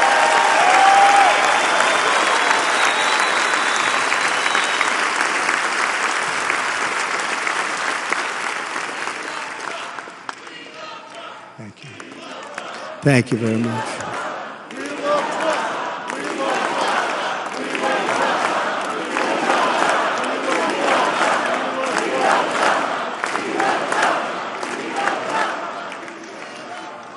Our resolve is unbroken and our purpose is unchanged to deliver a government that serves the American people better than ever before. Nothing will stop me in this mission because our vision is righteous and our cause is pure. No matter what obstacle comes our way, we will not break, we will not bend, we will not back down, and I will never stop fighting for you, your family, and our magnificent country. Never.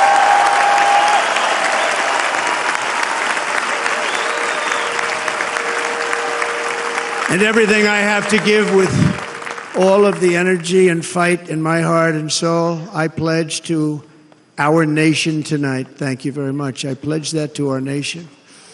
We're going to turn our nation around, and we're going to do it very quickly. Thank you.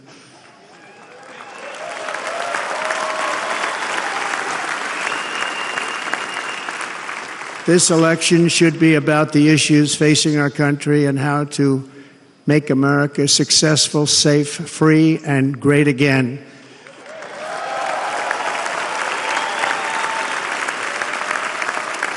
In an age when our politics too often divide us, now is the time to remember that we are all fellow citizens. We are one nation under God, indivisible, with liberty and justice for all.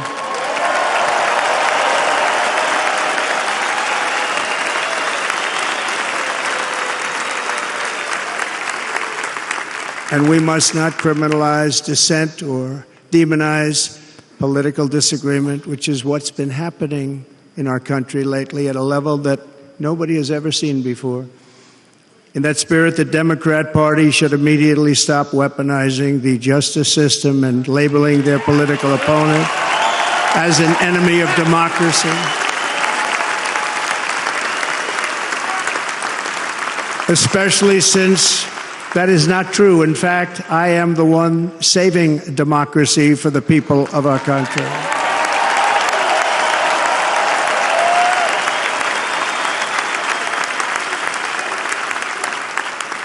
And very big news, as you probably just read, on Monday a major ruling was handed down from a highly respected federal judge in Florida, Eileen Cannon, finding that the prosecutor and the fake documents case against me were totally unconstitutional, and the entire case was thrown out of court.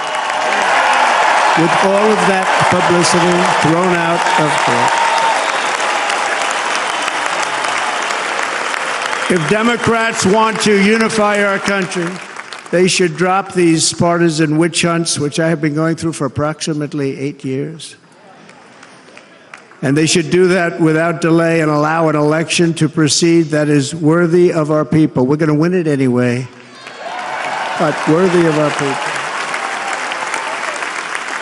people. On this journey, I am deeply honored to be joined by my amazing wife, Melania.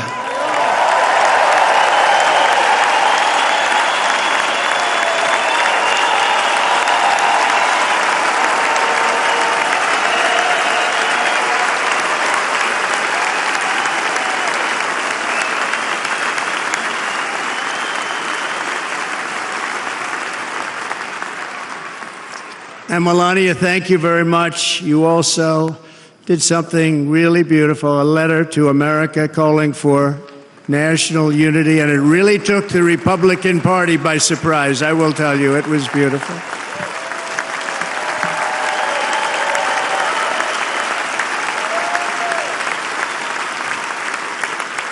In fact, some very serious people said that we should take that letter and put it as part of the Republican platform. That would be an honor, wouldn't it? Right, Mr. Congressman? But it captivated so many, so I also want to thank my entire family for being here. Don, Kimberly, Ivanka and Jared, Eric and Lara, Tiffany and Michael, Barron. We love our Barron.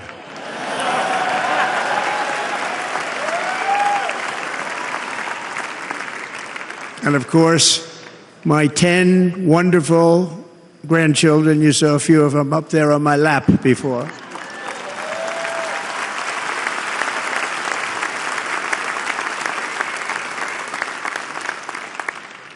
And how good was Dana? Was Dana good? I mean, was he good?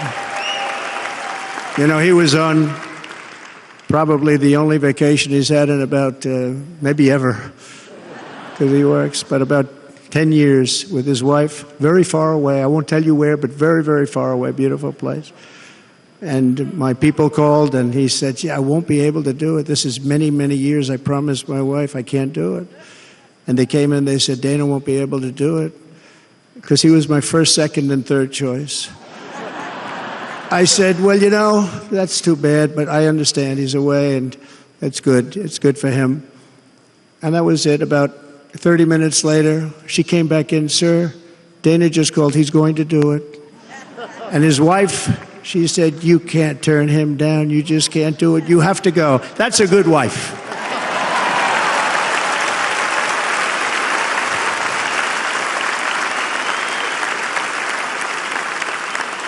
So he got on a plane. He got here a little while ago. Now he's going to get on the plane in a little while, and he's going to go back home to his wife. But they're great, and I just want to thank her and him and their whole family, because that's not easy. And Kid Rock, same thing. Called, he said, I want to be a part of it. I want to be a part, because, Kid does his great song, Big, Big Monster song. I had no idea. He became a friend of mine over the last 10 years. And he's amazing. Everyone loves him. I didn't even know how big he was. He has rallies, 35, 40,000 people he gets every time he goes out. I think he's making so much money, he doesn't know what the hell to do with it. You want to know? And then we have my other friend, and I've known him so long, and we took that song, and it was a big success, but we made that. I saw a chart of great songs to America. That was #1 on the chart recently, #1. So that's Lee Greenwood, a very special, beautiful person. He's a beautiful man. But they all wanted to be here. They called. And how about the Hulkster? How good was he? Is he? Where is he? Boy, oh boy.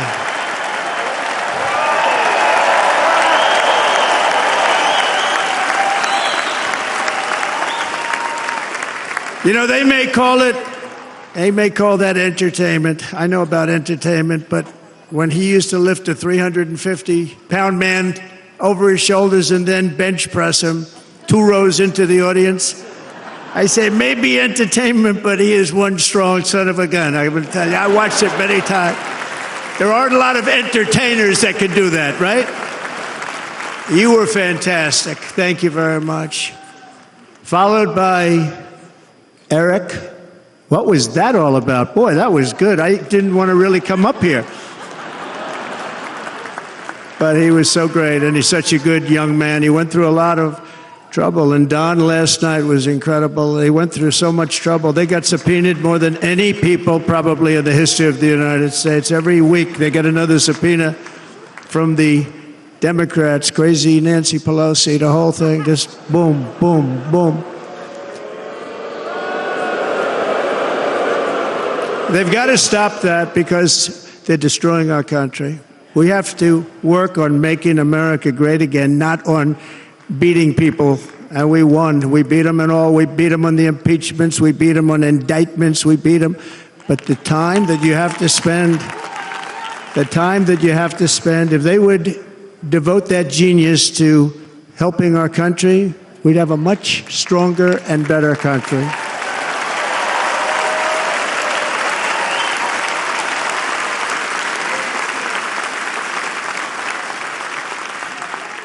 And Jason, the biggest star in country music. Jason, thank you for being here. Jason, thank you very much. Jason Aldean, he's good. I like his wife even better, by the way. She's here. Thank you, Jason. But I'm thrilled to have a new friend and partner fighting by my side. the next Vice President of the United States, the current Senator from Ohio, J.D. Vance, and his incredible wife, Usha.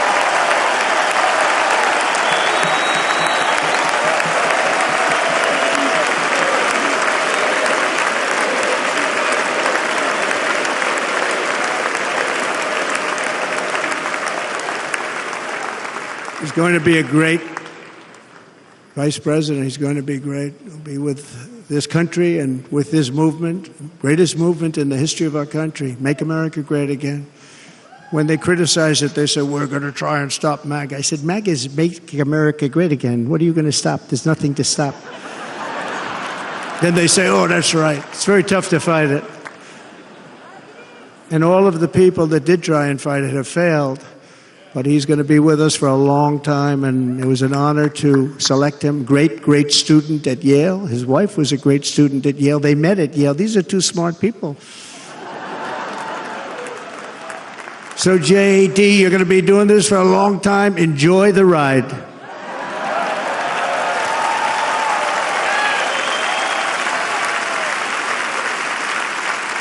And a very special thank you to the extraordinary people of Milwaukee and the great state of...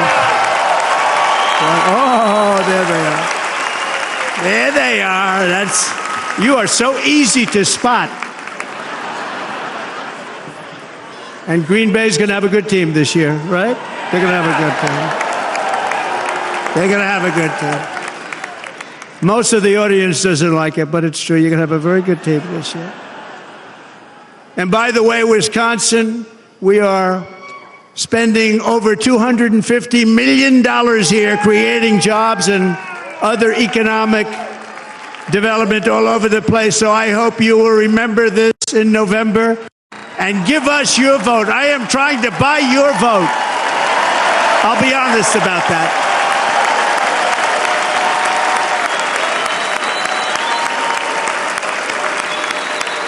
And I promise we will make Wisconsin great again. We're going to make it. Thank you, Mr. Governor. Thank you very much. Thank you. I'm here tonight to lay out a vision for the whole nation, to every citizen, whether you're a young or old man or woman, Democrat, Republican, or independent, black or white, Asian or Hispanic. I extend to you a hand of loyalty and of friendship. Together we will lead America to new heights of greatness like the world has never seen before. We were right there in the first term.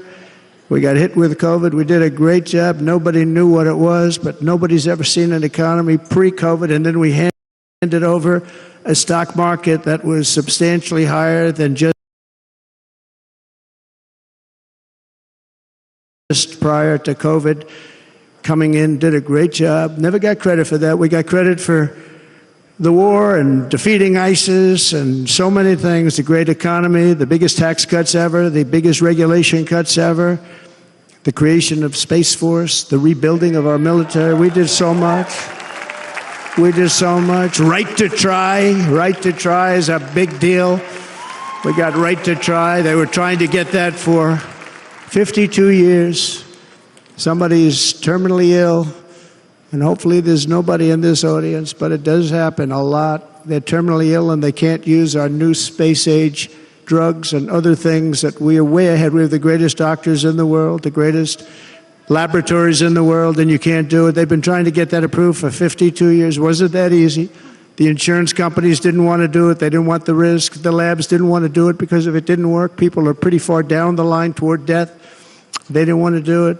The doctors didn't want to have it on their records, so I got everybody into an office. 52 years they tried. Sounds simple, but it's not. And I got them to agree that somebody that needs it will, instead of going to Asia, Europe, or someplace, or if you have no money, going home and dying, just die. We got them to sign an agreement, agree to it, where they're not going to sue anybody. They're going to get all of this stuff. They're going to get it really fast. And what's happened is we're saving thousands and thousands of lives. It's incredible. Right to try. It's a great feeling. Under our leadership, the United States will be respected again No nation will question our power. No enemy will doubt our might. Our borders will be totally secure. Our economy will soar.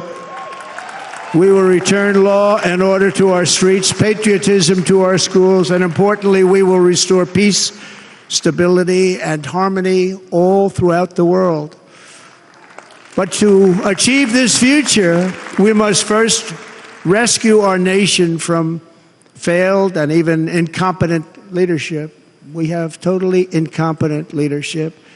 This will be the most important election in the history of our country. Under the current administration, we are indeed a nation in decline. We have an inflation crisis that is making life unaffordable, ravaging the incomes of working and low-income families, and crushing, just simply crushing our people like never before. They've never seen anything like it. We also have an illegal immigration crisis, and it's taking place right now as we sit here in this beautiful arena. It's a massive invasion at our southern border that has spread misery, crime, poverty, disease, and destruction to communities all across our land. Nobody's ever seen anything like it. Then there's an international crisis, the likes of which the world has seldom been part of. Nobody can believe what's happening. War is now raging in Europe and the Middle East. A growing specter of conflict hangs over Taiwan, Korea, the Philippines, and all of Asia. And our planet is teetering the edge of World War III.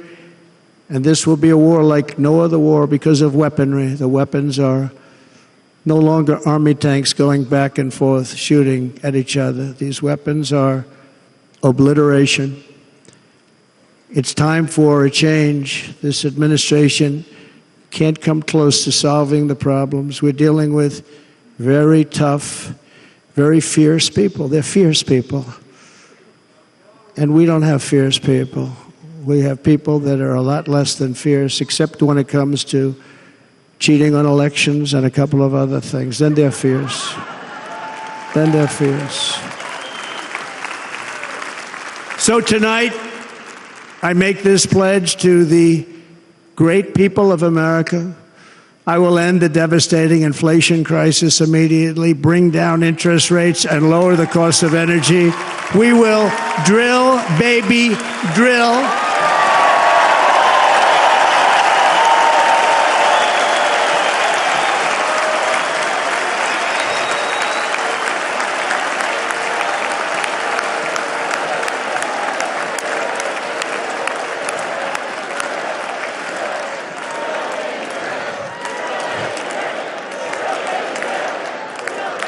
Can you believe what they're doing? But by doing that, we will lead a large-scale decline in prices. Prices will start to come down. Energy raised it. They took our energy policies and destroyed them. Then they immediately went back to them, but by that time, so much was lost. But we will do it at levels that nobody's ever seen before, and we'll end lots of different things. We'll start paying off debt and start lowering taxes even further. We gave you the largest tax cut. We'll do it more. You know, people don't realize I brought taxes way down, way down, and yet we took in more revenues the following year than we did when the tax rate was much higher. Most people said, how did you do that? Because it was incentive. Everybody was coming to the country. They were bringing back billions and billions of dollars into our country. The companies made it impossible to bring it back. The tax rate was too high, and the legal complications were far too great. I changed both of them, and hundreds of billions of dollars by Apple and so many other companies were brought back into our nation, and we had an economy the likes of which no nation had ever seen. China, we were beating them at levels that were incredible. And they know it. They know it. We'll do it again, but we'll do it even better. I will end the illegal immigration crisis by closing our border and finishing the wall, most of which I've already built.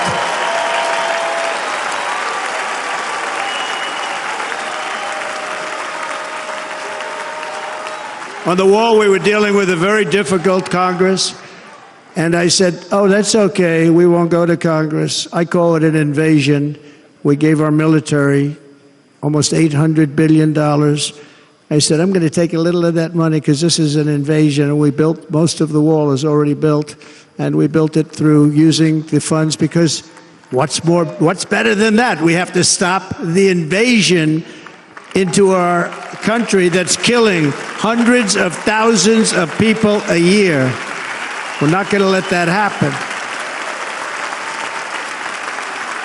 I will end every single international crisis that the current administration has created, including the horrible war with Russia and Ukraine, which would have never happened if I was president, and the war caused by the attack on Israel, which would have never happened if I was president. Iran was broke. Iran had no money. Now Iran has $250 billion.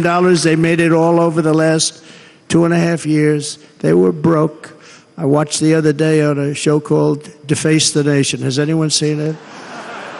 And they had a congressman who was a Democrat say, well, whether you like him or not, Iran was broke dealing with Trump. I told China and other countries, if you buy from Iran, we will not let you do any business in this country, and we will put tariffs on every product you do send in, 100% or more. And they said to me, well, I think that's about it. They weren't going to buy any oil. And they were ready to make a deal. Iran was going to make a deal with us. And then we had that horrible, horrible result that we'll never let happen again. The election result, we're never going to let that happen again. They used COVID to cheat. We're never going to let it happen again. And they took off all the sanctions, and they did everything possible for Iran.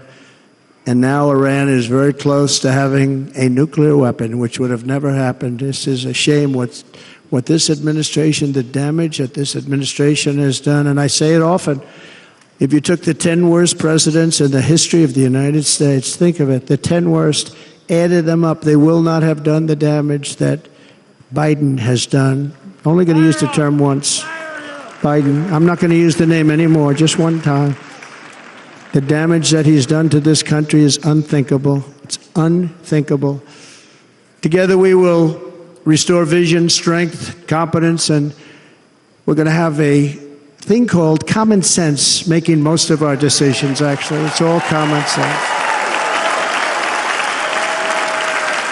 Just a few short years ago, under my presidency, we had the most secure border and best economy in the history of our country, in the history of the world. We had the greatest economy in the history of the world.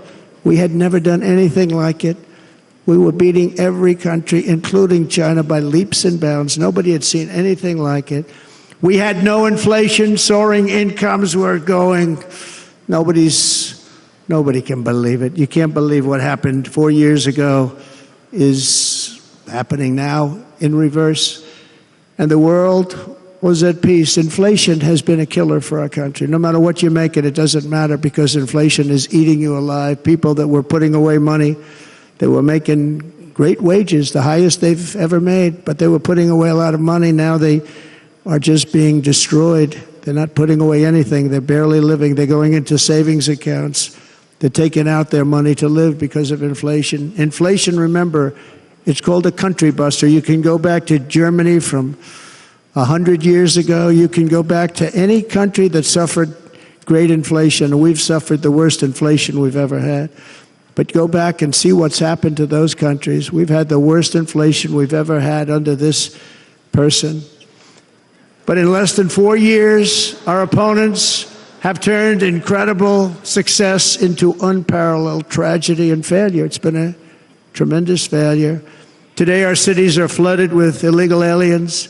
Americans are being squeezed out of the labor force and their jobs are taken. And by the way, you know who's taking the jobs that are created? 107% of those jobs are taken by illegal aliens. And you know who's being hurt the most by millions of people pouring into our country? The black population and the Hispanic population, because they're taking the jobs from our black population, our Hispanic population, and they're also taking them from unions. The unions are suffering because of it. Thank you. Thank you. I like you too. Thank you very much.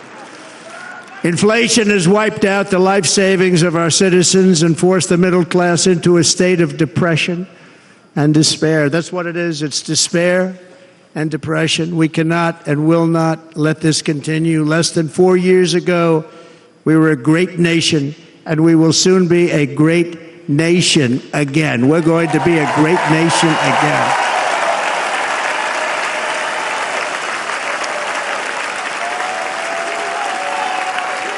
Thank you. With proper leadership, every disaster we are now enduring will be fixed very quickly.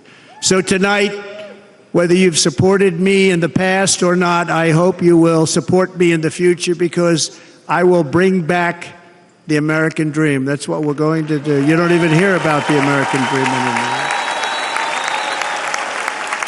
With great humility, I am asking you to be excited about the future of our country. Be excited. Be excited.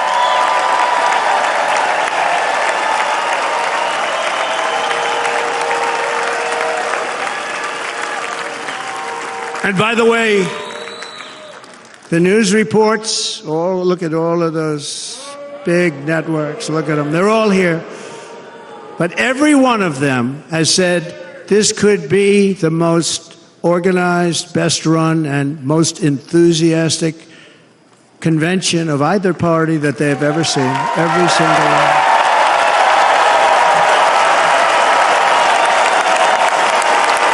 And it's true. It's true. And there's love in the room. There's great love in the room.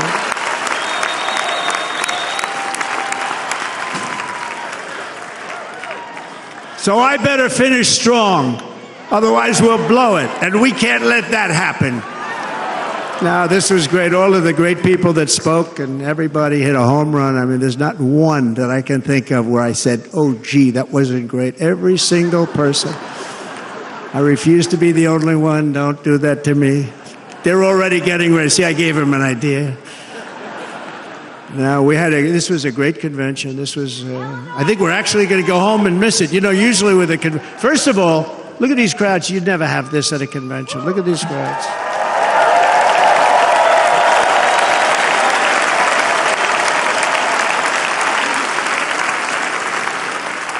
Love. It's about love. This week, the entire Republican Party has formally adopted an agenda for America's renewal, and you saw that agenda.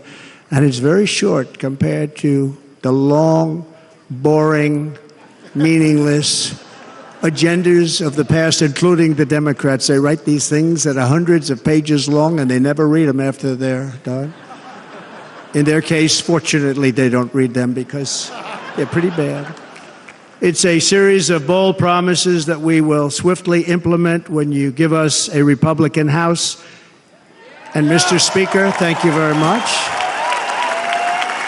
We have our great Speaker of the House with us tonight, Mr. Speaker. Thank you very much. Thank you. A Republican Senate. We have many senators here. And send me back to our beautiful White House just a few short months from now. We're talking about just months. It can't come fast enough. We have to get it done.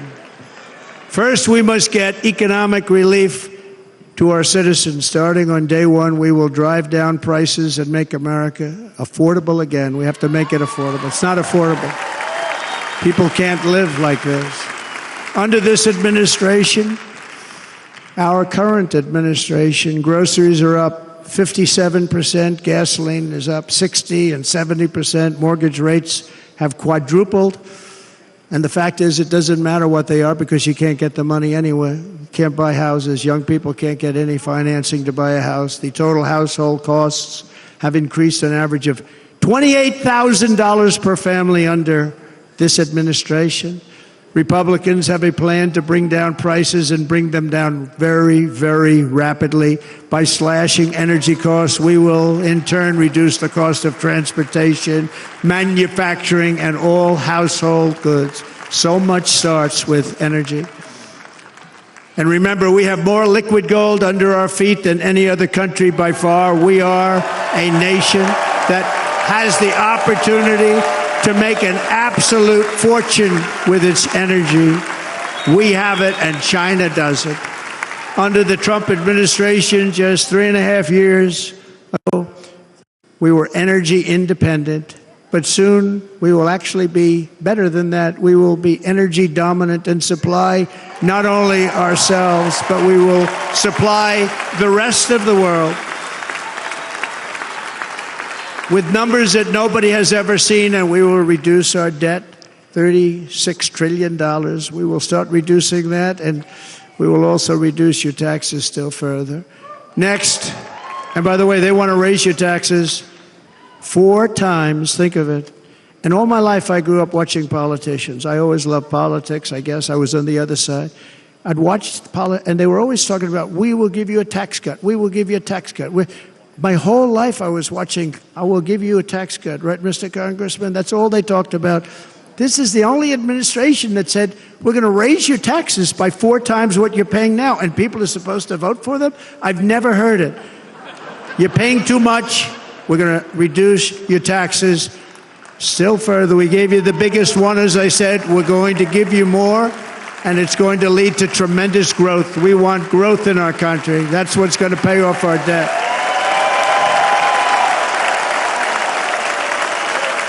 And next, we will end the ridiculous and actually incredible waste of taxpayer dollars that is fueling the inflation crisis. They spent trillions of dollars on things having to do with the Green New Scam. It's a scam. And that's caused tremendous inflationary pressures in addition to the cost of energy. And all of the trillions of dollars that are sitting there not yet spent, we will redirect that money for important projects like roads, bridges, dams, and we will not allow it to be spent on meaningless Green New Scam ideas.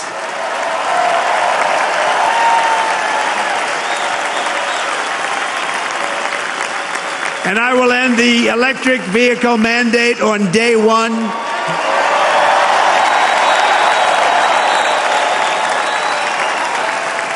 Thereby saving the U.S. auto industry from complete obliteration, which is happening right now, and saving U.S. customers thousands and thousands of dollars per car. And right now, as we speak, large factories just started are being built across the border in Mexico. So with all the other things happening on our border, and they're being built by China to make cars and to sell them into our country, no tax, no anything. The United Auto Workers ought to be ashamed for allowing this to happen. And the leader of the United Auto Workers should be fired immediately. And every single auto worker, union and non-union, should be voting for Donald Trump, because we're going to bring back car manufacturing, and we're going to bring it back fast.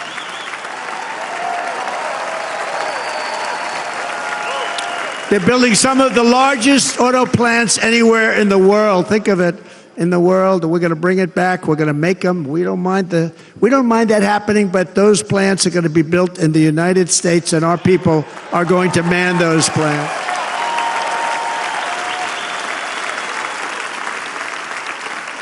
And if they don't agree with us, we'll put a tariff of approximately 100 to 200% on each car, and they will be unsellable in the United States. We have long been taken advantage of by other countries. And think of it, oftentimes these other countries are considered so-called allies. They've taken advantage of us for years. We lose jobs, we lose revenue, and they gain everything and wipe out our businesses, wipe out our people. I stopped it for 4 years. I stopped it, and we're really ready to make changes like nobody had seen before. And remember, USMCA, I got rid of NAFTA, the worst trade deal ever made, and replaced it with USMCA, which is, they say, the best trade deal ever made. Actually, probably the best trade deal was the deal I made with China, where they buy $50 billion worth of our product. They were buying nothing. They buy $50 billion worth. They had to. But I don't even talk about it because of COVID. I don't even mention it, frankly, because of what happened with the China virus.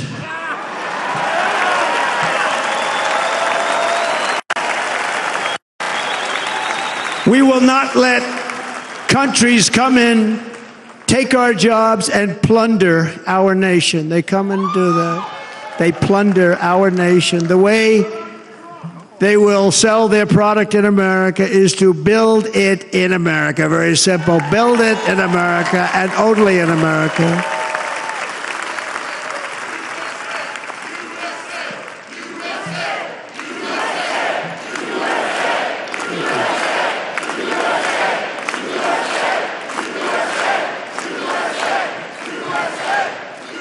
And this very simple formula, and Congress has to go along with us, and they will.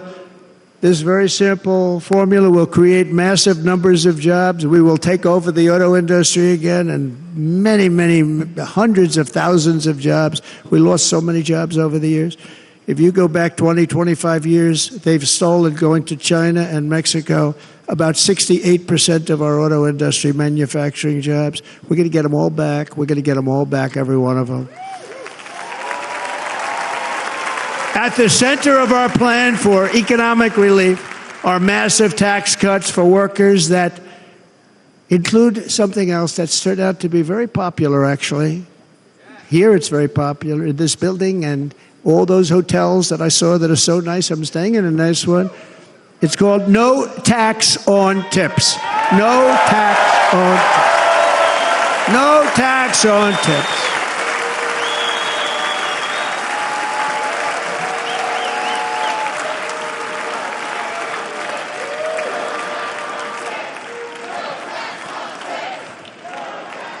I got that by having dinner recently in Nevada, where we're leading by about 14 points.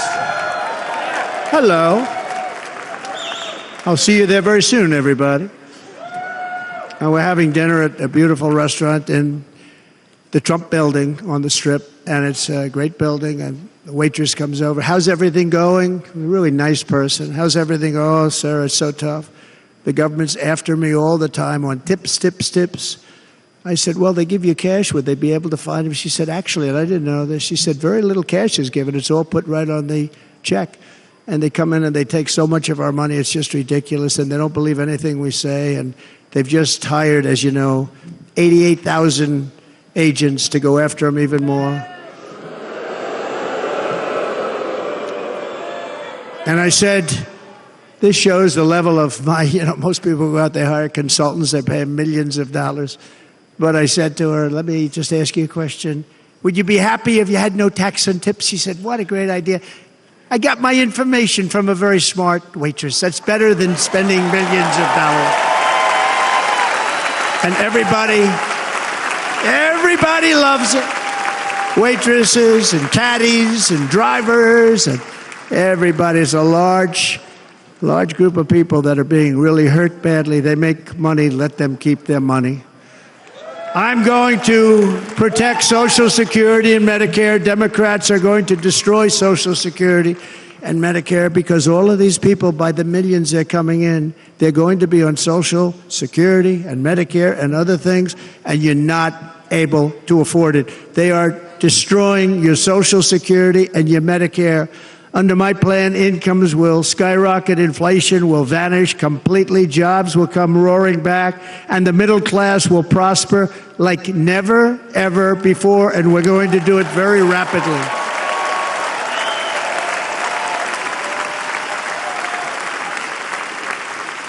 But no hope or dream we have for America can succeed unless we stop the illegal immigrant invasion, the worst that's ever been seen anywhere in the world. There's never been an invasion like this anywhere. Third world countries would fight with sticks and stones not to let this happen.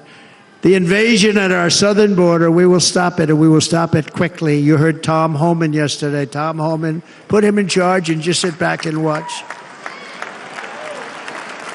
Brandon Judd, the Border Patrol, he's incredible. These guys, they really, their job is a lot easier if they don't have to do anything, but they want to. They're patriots. Brandon Judd, Border Patrol, ICE. ICE goes out. You have to see what ICE does with MS-13. You have these are probably the worst gang, and ICE goes in there. And I know a lot of people in these rows here, and they're very tough people, but they don't want to do this job. They'll go into a pack of MS-13 killers. They're the worst probably the worst gangs in the world. We have thousands of them. I moved thousands and thousands out in my 4 years. We moved them out, and it was a pleasure. But ICE would go right into a pack of these killers, and you see fists flying, you see everything flying, and then they take them. They put them in a paddy wagon. They take them back, and they get them out of our country. And the other countries weren't accepting them back, and I called up, and I said, tell them that we're not giving them economic aid anymore. And the next day, I got calls from all of these countries that were terminated. Billions of dollars we spend on economic aid to countries that does us, frankly, no good. And the next day I was called by everybody. I couldn't take all the calls. Sir, what's the problem? I said, you won't take your killers back that you sent in caravans into America. You won't take them back. Well, sir, if you'd like us to, we would give very serious consideration to doing that.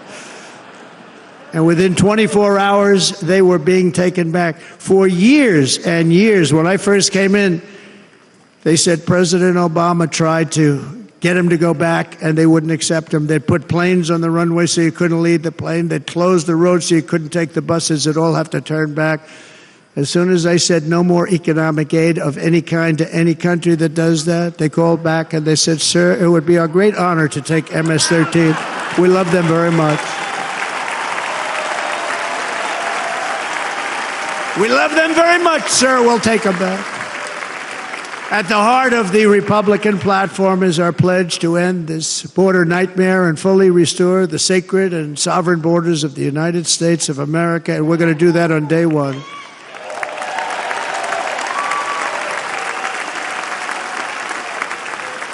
That means two things on day one, right? Drill, baby, drill, and close our borders.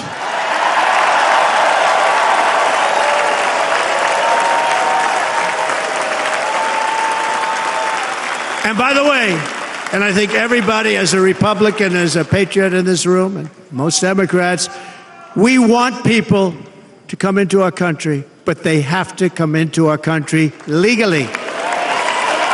Legally. Less than 4 years ago, I handed this administration the strongest border in American history. But you can see on the chart that saved my life, that was the chart that saved my life. I said, look it, I'm so proud of it. I think it's one of the greatest, it was done by the Border Patrol, one of the greatest charts I've ever seen. It showed everything just like that. You know the chart. Oh, there it is. That's pretty good. Wow. Last time I put up that chart, I never really got to look at it. But without that chart, I would not be here today.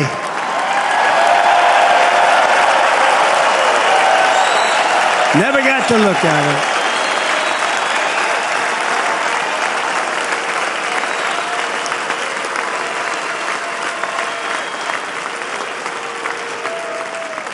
I said, you got to see this chart. I was so proud of it, and by the time I got to there, I never got to see it that day. But I'm seeing it now, and I was very proud. If you look at the arrow on the bottom, that's the lowest level, the one on the bottom, heavy red arrow. That's the lowest level of illegal immigrants ever to come into our country in recorded history, right there. Right there. And that was my last week in office. And then you see what happened after I left. Look at the rest. And if you go out a little bit further, it's getting to be a little bit old, but I love it anyway, right? But you can go much higher with those numbers. Look what happened right after that. The invasion began. We had the opposite. We stopped the invasion. But the invasion that we stopped was peanuts by comparison to what happened after I left. Look at what happened after I left. They took over our country. We ended all catch and release. We shut down asylum fraud. We stopped human trafficking and forged historic agreements to keep illegal aliens on foreign soil. We want them to stay on their soil. Under the Trump administration, if you came in illegally, you were apprehended immediately and you were deported. You went right back. The current administration terminated every single one of those great Trump policies that I put in place to seal the border. I wanted a sealed border. Again, come in, but come in legally. You know how unfair it is? So many people, hundreds of thousands of people, been working for years to come into our country. And now they see these people pour into our country at levels that are unprecedented, so unfair. And we're not going to do it. We're not going to stand for it. They suspended wall construction, ended remain in Mexico. We had a policy, remain in Mexico. You think that was easy to get from the Mexican government? But I said, you must give it to us. If you don't give it to us, there will be repercussions, and they gave it to us. But not easy. Canceled our Safe Third agreements, demolished Title 42, implemented nationwide catch and release. That's catch and release, where we catch them and release them into our country. We catch them and release them into Mexico. There's a slight difference. And took 93, this is the previous administration, 93 executive actions to throw open our border to the world. The entire world is pouring into our country because of this very foolish administration. The greatest invasion in history is taking place right here in our country. They are coming in from every corner of the earth, not just from South America, but from Africa, Asia, the Middle East. They're coming from everywhere. They're coming at levels that we've never seen before. It is an invasion indeed, and this administration does absolutely nothing to stop them. They're coming from prisons. They're coming from jails. They're coming from mental institutions and insane asylums. You know, the press is always on me because I say this. Has anyone seen Silence of the Lambs? The late, great Hannibal Lecter.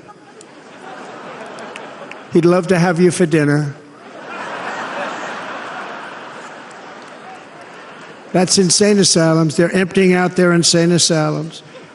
And terrorists are coming in at numbers that we've never seen before. Bad things are going to happen.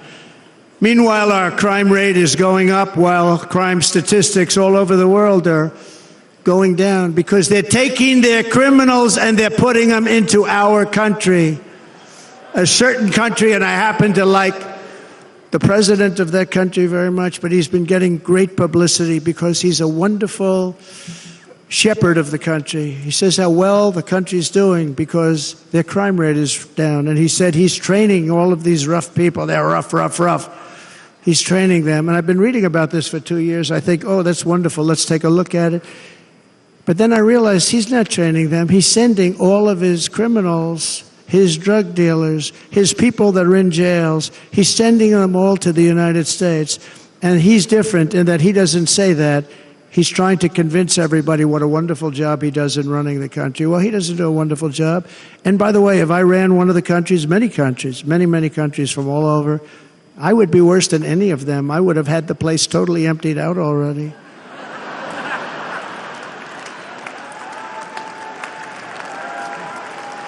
But we become a dumping ground for the rest of the world, which is laughing at us. They think we're stupid. And they can't believe that they're getting away with what they're getting away with, but they're not going to be getting away with it for long. That's what I can tell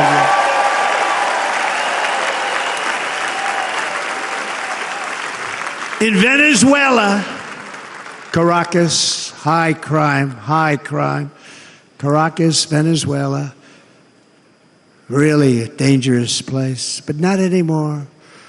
Because in Venezuela, crime is down 72%. In fact, if they would ever win this election, I hate to even say that, we will have our next Republican convention in Venezuela because it will be safe. Our cities will be so unsafe, we won't be able. We will not be able to have it there. In El Salvador, murders are down by 70%. Why are they down? Now, he would have you convinced that because he's trained murderers to be wonderful people. No. They're down because they're sending their murderers to the United States of America. This is going to be very bad. And bad things are going to happen, and you're seeing it happen all the time. That's why, to keep our families safe, the Republican platform promises to launch the largest deportation operation in the history of our country. Even larger than that of President Dwight D. Eisenhower from many years ago. You know, he was a moderate, but he believed very strongly in borders. He had the largest deportation operation we've ever had. Just recently, I spoke to the grieving mother of Muslim, nun Gary a wonderful woman, a precious 12-year-old girl from Houston who last month was tied up, assaulted, and strangled to death after walking to the convenience store just a block away from her house. Her body was dumped near the side of the road in a shallow creek, found by some onlookers who couldn't believe what they had witnessed. Charged with Jocelyn's heinous murder are 2 illegal aliens from Venezuela who came across our border, were in custody, and were then released into the country by this horrible, horrible administration that we have right now. I also met recently with the heartbroken mother and sister of Rachel Morin. Rachel was a 37-year-old mom of 5 beautiful children who was brutally raped and murdered while out on a run. She wanted to keep herself in good shape. It was very important to her. She was murdered. The monster responsible first killed another woman in El Salvador before he was led into America by the White House. This White House let them in. He then attacked a 9-year-old girl and her mother in a home invasion in Los Angeles before murdering Rachel in Maryland. Traveled all throughout the country, doing tremendous damage. Rachel's mother will never be the same. I spent time with her. She will never be the same. I've also met with the wonderful family of Laken Riley, the brilliant 22-year-old nursing student. She was so proud of being first in her class, who was out for a jog on the campus of the University of Georgia when she was assaulted, beaten, and horrifically killed. Yet another American life was stolen by a criminal alien set free by this administration. And these were incredible people we're talking about. These were incredible people who died. Tonight, America, this is my vow. I will not let these killers and criminals into our country.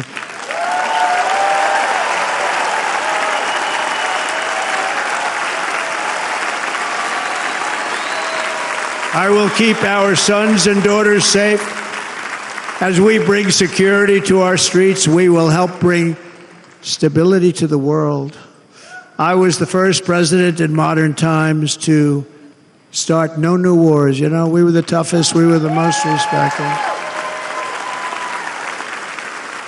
And you saw this.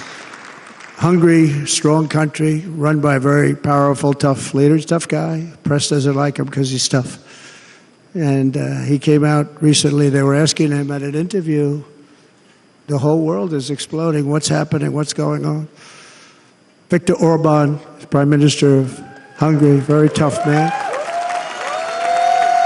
He said, I don't want people coming into my country and blowing up our shopping centers and killing people.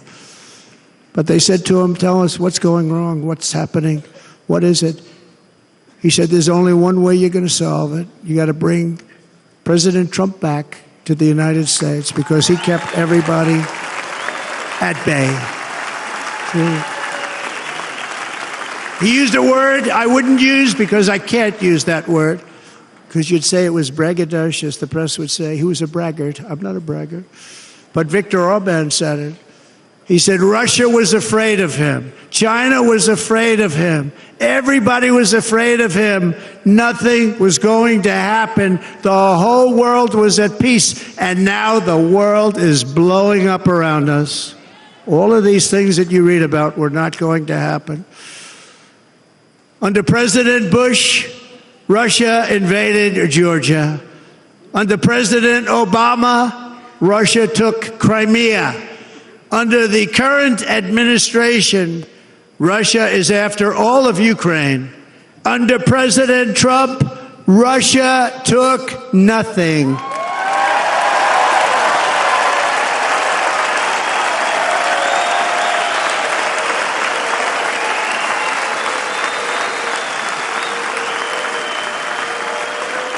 We defeated 100% of ISIS in Syria and Iraq.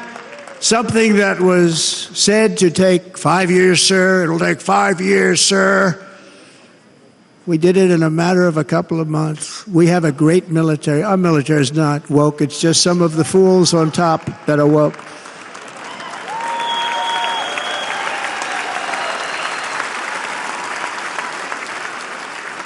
I got along very North Korea, Kim Jong-un, I got along very well with him. The press hated when I said that. How could you get along with him? Well, you know, it's nice to get along with somebody who has a lot of nuclear weapons or otherwise, isn't it?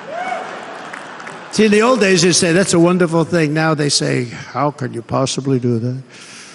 But no, I got along with him, and we stopped the missile launches from North Korea. Now North Korea is acting up again, but when we get back, I get along with him. He'd like to see me back, too. I think he misses me, if you want to know the truth. Our opponents inherited a world at peace and turned it into a planet of war. We're in a planet of war. Look at that attack on Israel. Look at what's happening with Ukraine. The cities are just bombed out. How can people live like that where buildings, massive buildings, are falling to the ground? It began to unravel with the disastrous withdrawal from Afghanistan, the worst humiliation in the history of our country. We have never had a humiliation like that. 13 heroic U.S. service members were tragically and needlessly killed. 45 others were horrifically wounded. Nobody ever talks about them. No arms, no legs, face explosions, horrifically wounded. And by the way, we have a man in this room who's running for the U.S. Senate from a great state, Nevada, named Sam Brown, who paid the ultimate price. Thank you, Sam. Thank you, Sam. Thank you. He paid the biggest price probably ever paid by anybody that is running for office, and I think he's going to do great. He's running against a person that is not good, not respected, a total lightweight. But Sam, I think, paid, really, we were talking about it with some of the senators that are working so hard for Sam, but he paid the biggest price of any senator ever to run for the Senate. I don't think anybody's ever what he did. He was a real hero, a really great person. And he's running, and I hope that everybody gets out and votes for Sam Brown.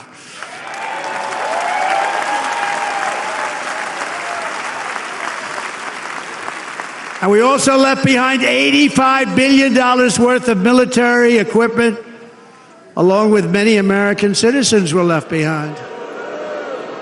Many, many American citizens, emboldened by that disaster. Russia invaded Ukraine. They saw this group of people that were incompetent. We took the soldiers out first. No, we're going to take the soldiers out second. If they would have followed my plan, we had a great plan. But the plan only kicked in if they did everything perfectly. And they weren't doing things perfectly, so we said it doesn't kick in. You know, 18 months in Afghanistan, we didn't have one, so they were killing them left and right, snipers. And I spoke to the head of the Taliban. You've heard this story. Abdul, still there, still the head of the Taliban. The press got on me. Why would you speak to him? I said, because that's where the killing is. I don't have to speak to somebody that has nothing to do with it.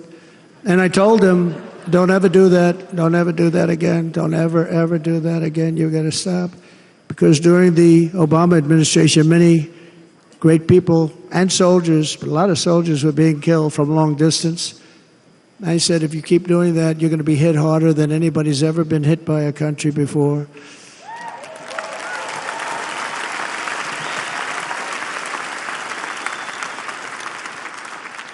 And he said, I understand, Your Excellency. He called me Your Excellency. I wonder if he calls the other guy Your Excellency. I doubt it. The other guy gave him everything. I mean, what kind of a deal was that? He walked out, gave him everything. Do you know that right now Afghanistan is one of the largest sellers of weapons in the world? They're selling the brand new, beautiful weapons that we gave them. But think of it, he actually said to me, but why you show me a picture of my home? I said, you'll have to ask your people or one of your wives. But he could figure it out. And for 18 months, we had not one attack on an American soldier by the Taliban. 18 months.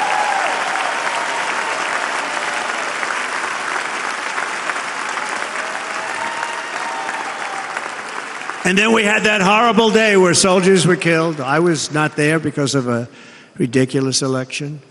But we had that horrible attack. And they also gave up Bagram, one of the biggest bases anywhere in the world, air bases anywhere in the world, the longest runways, most powerful, hardened, thickened runways. We gave it up. And I liked it not because of Afghanistan. I liked it because of China. It's 1 hour away from where China makes their nuclear weapons. And you know who has it now? China has it now. We were keeping that. And now China is likewise circling Taiwan, and Russian warships and nuclear submarines are operating 60 miles off the coast in Cuba. Do you know that? No, the press refuses to write about it. If that were me running this country and we had nuclear submarines in Cuba, I will tell you that the headlines every day would be, what's wrong with our president? You don't even hear this. You're not hearing about this. Russia has nuclear submarines and warships 60 miles away, Mr. Congressman, from Miami, by the way, happens to be here. Correct? In Cuba. And that would not be stood for if it were somebody else. They don't want to mention it, but now maybe they will. And the entire world, I tell you this, we want our hostages back, and they better be back before I assume office, or you will be paying a very big price.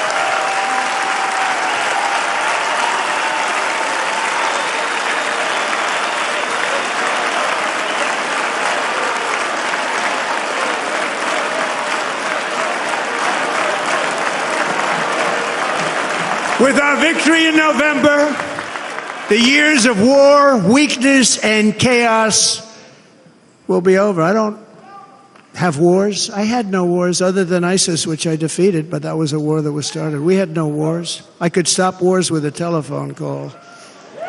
I could stop wars with just a telephone call. If properly stated, it would never start. We will replenish our military and build an Iron Dome missile defense system to ensure that no enemy can strike our homeland. And this great Iron Dome will be built entirely in the USA. We're going to build it in the USA. And Wisconsin, just like I gave you that massive ship contract, and you're doing a very nice job, Governor, right? Thank you, Governor. And they're doing a great job. In fact, I had a little design change, and we gave them a tremendous for essentially what we used to call destroyers. These are now the most beautiful. They look like yachts. I said, we have to take the bow, and we have to make it a little nicer and a little point at the top instead of a flat nose. And the people at the shipyard said, this guy sort of knows what he's doing. We have the most beautiful ships, right, Governor? And everybody's sitting over there. And it was a big contract that everybody wanted. I gave it to Wisconsin, but we're going to have a lot of that built right here in the state of Wisconsin and all other states. Israel has an Iron Dome. They have a missile defense system. 342 missiles were shot into Israel, and only one got through a little bit. It was badly wounded. It fell to the ground, but most of them are. And Ronald Reagan wanted this many years ago, but we really didn't have the technology many years ago. Remember, they called it Starship, spaceship, anything to mock him. But he was a very good president, very, very good. But now we have unbelievable technology. And why should other countries have this and we don't? No, we're going to build an Iron Dome over our country, and we're going to be sure that nothing can come and harm our people. And again, from an economic development standpoint, we're going to make it all right here. No more sending it out to other countries in order to help. It's America first. America first. We will unleash the power of American innovation. And as we do, we will soon be on the verge of finding the cures to cancer, Alzheimer's disease, and many other diseases. We're going to get to the bottom of it. You remember this gentleman that I don't want to mention other than one time I had to, because when you say the 10 worst, I had to do it.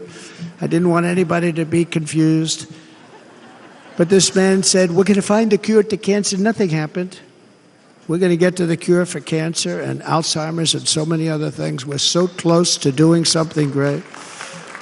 but we need a leader that will let it be done. We will not have men playing in women's sports. That will end immediately.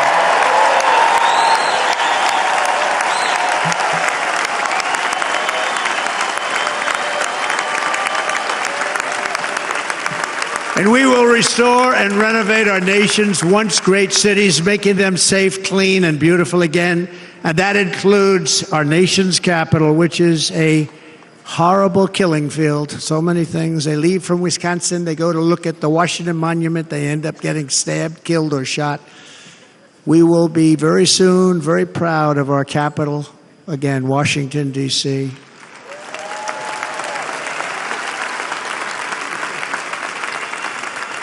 America is on the cusp of a new golden age, but we will have the courage to seize it. We're going to take it. We're going to make it a current. We're going to bring this into a golden age like never seen before. Remember this, China wants to do it. Japan wants to do it. All of these countries want to do it. We have to produce massive amounts of energy if we're going to produce the new. If you look at some of the things that have been done and some of the things that we're going to do, but AI needs literally twice the electricity that's available now in our country. Can you imagine?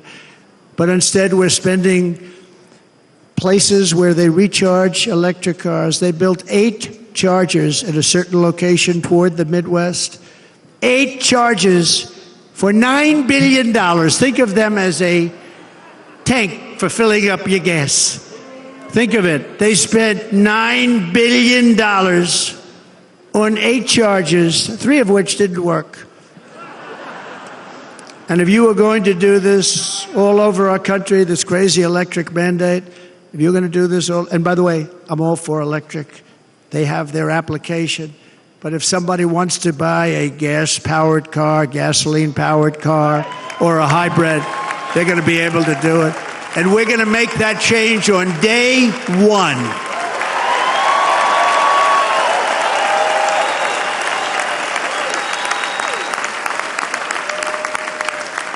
So to conclude, just a few short days ago, my journey with you nearly ended. We know that.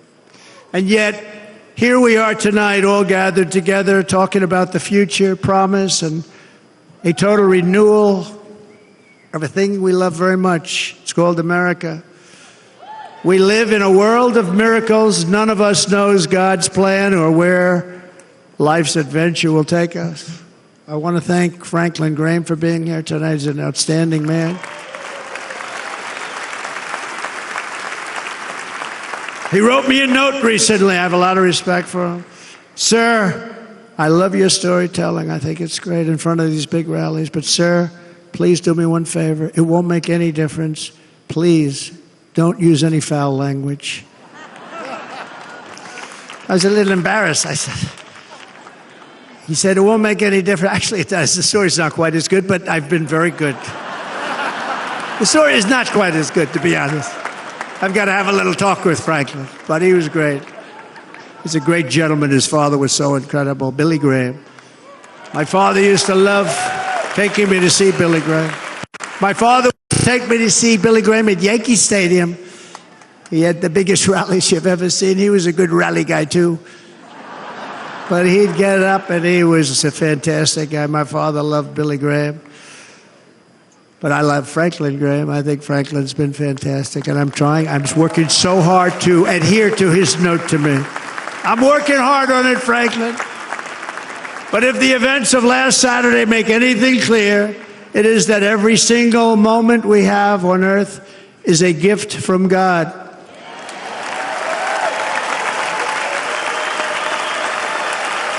We have to make the most of every day for the people and for the country that we love. The attacker in Pennsylvania wanted to stop our movement, but the truth is the movement has never been about me. It has always been about you. It's your movement. It's the biggest movement in the history of our country by far. Can't be stopped. It can't be stopped. It has always been about the hardworking, patriotic citizens of America. For too long, our nation has settled for too little. We settled for too little. We've given everything to other nations, to other people. You have been told to lower your expectations and to accept less for your families. I am here tonight with the opposite message. Your expectations are not big enough. They're not big enough. It is time to start expecting and demanding the best leadership in the world, leadership that is bold, dynamic, relentless, and fearless. We can do that.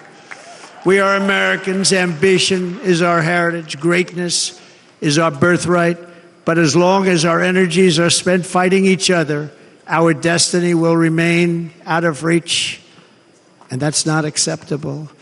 We must instead take that energy and use it to realize our country's true potential and write our own thrilling chapter of the American story. We can do it together. We will unite. We are going to come together, and success will bring us together.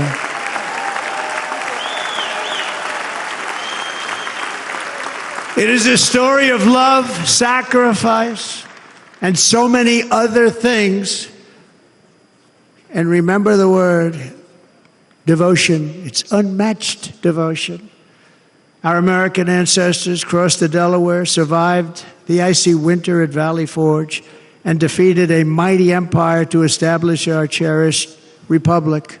They fought so hard, they lost so many. They pushed thousands and thousands of miles across a dangerous frontier, taming the wilderness to build a life and a magnificent home for their family.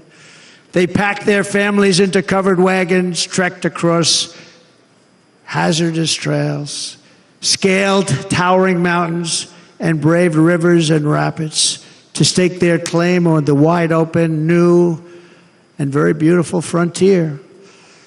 When our way of life was threatened, American patriots marched onto the battlefield, raced into enemy strongholds, and stared down death and stared down those enemies to keep alive the flame of freedom. At Yorktown, Gettysburg, and Midway, they joined the roll call of immortal heroes. So many heroes, so many great, great people. And we have to cherish those people. We can't forget those people. We have to cherish those people.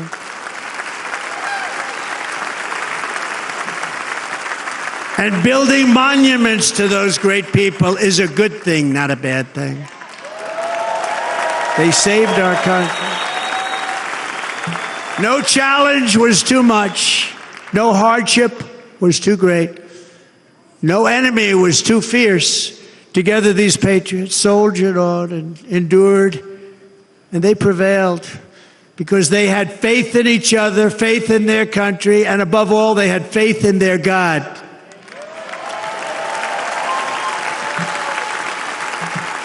Just like our ancestors, we must now come together, rise above past differences.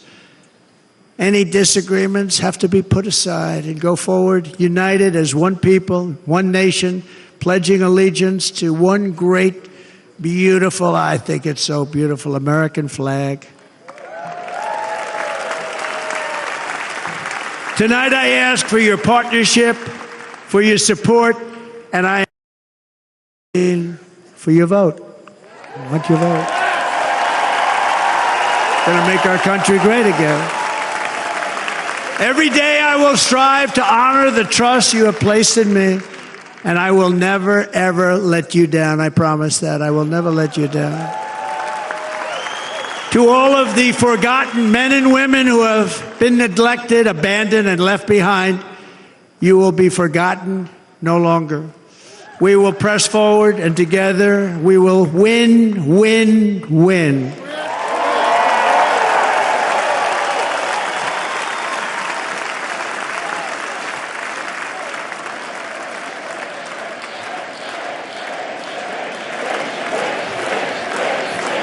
Win, win, win, win, win.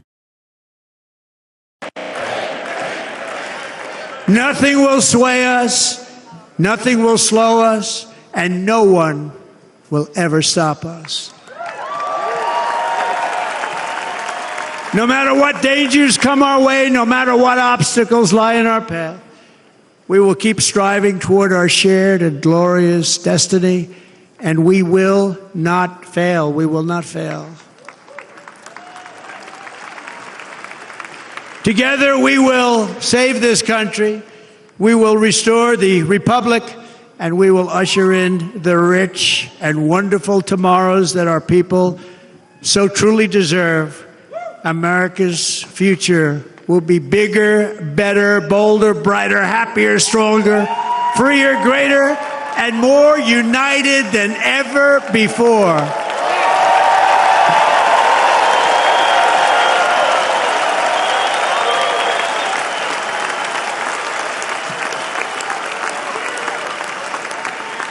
And quite simply put, we will very quickly make America great again. Thank you very much. Thank you very much, Wisconsin. God bless you. God bless you, Wisconsin, and God bless the United States of America, our great country. Thank you very much, everybody. Thank you.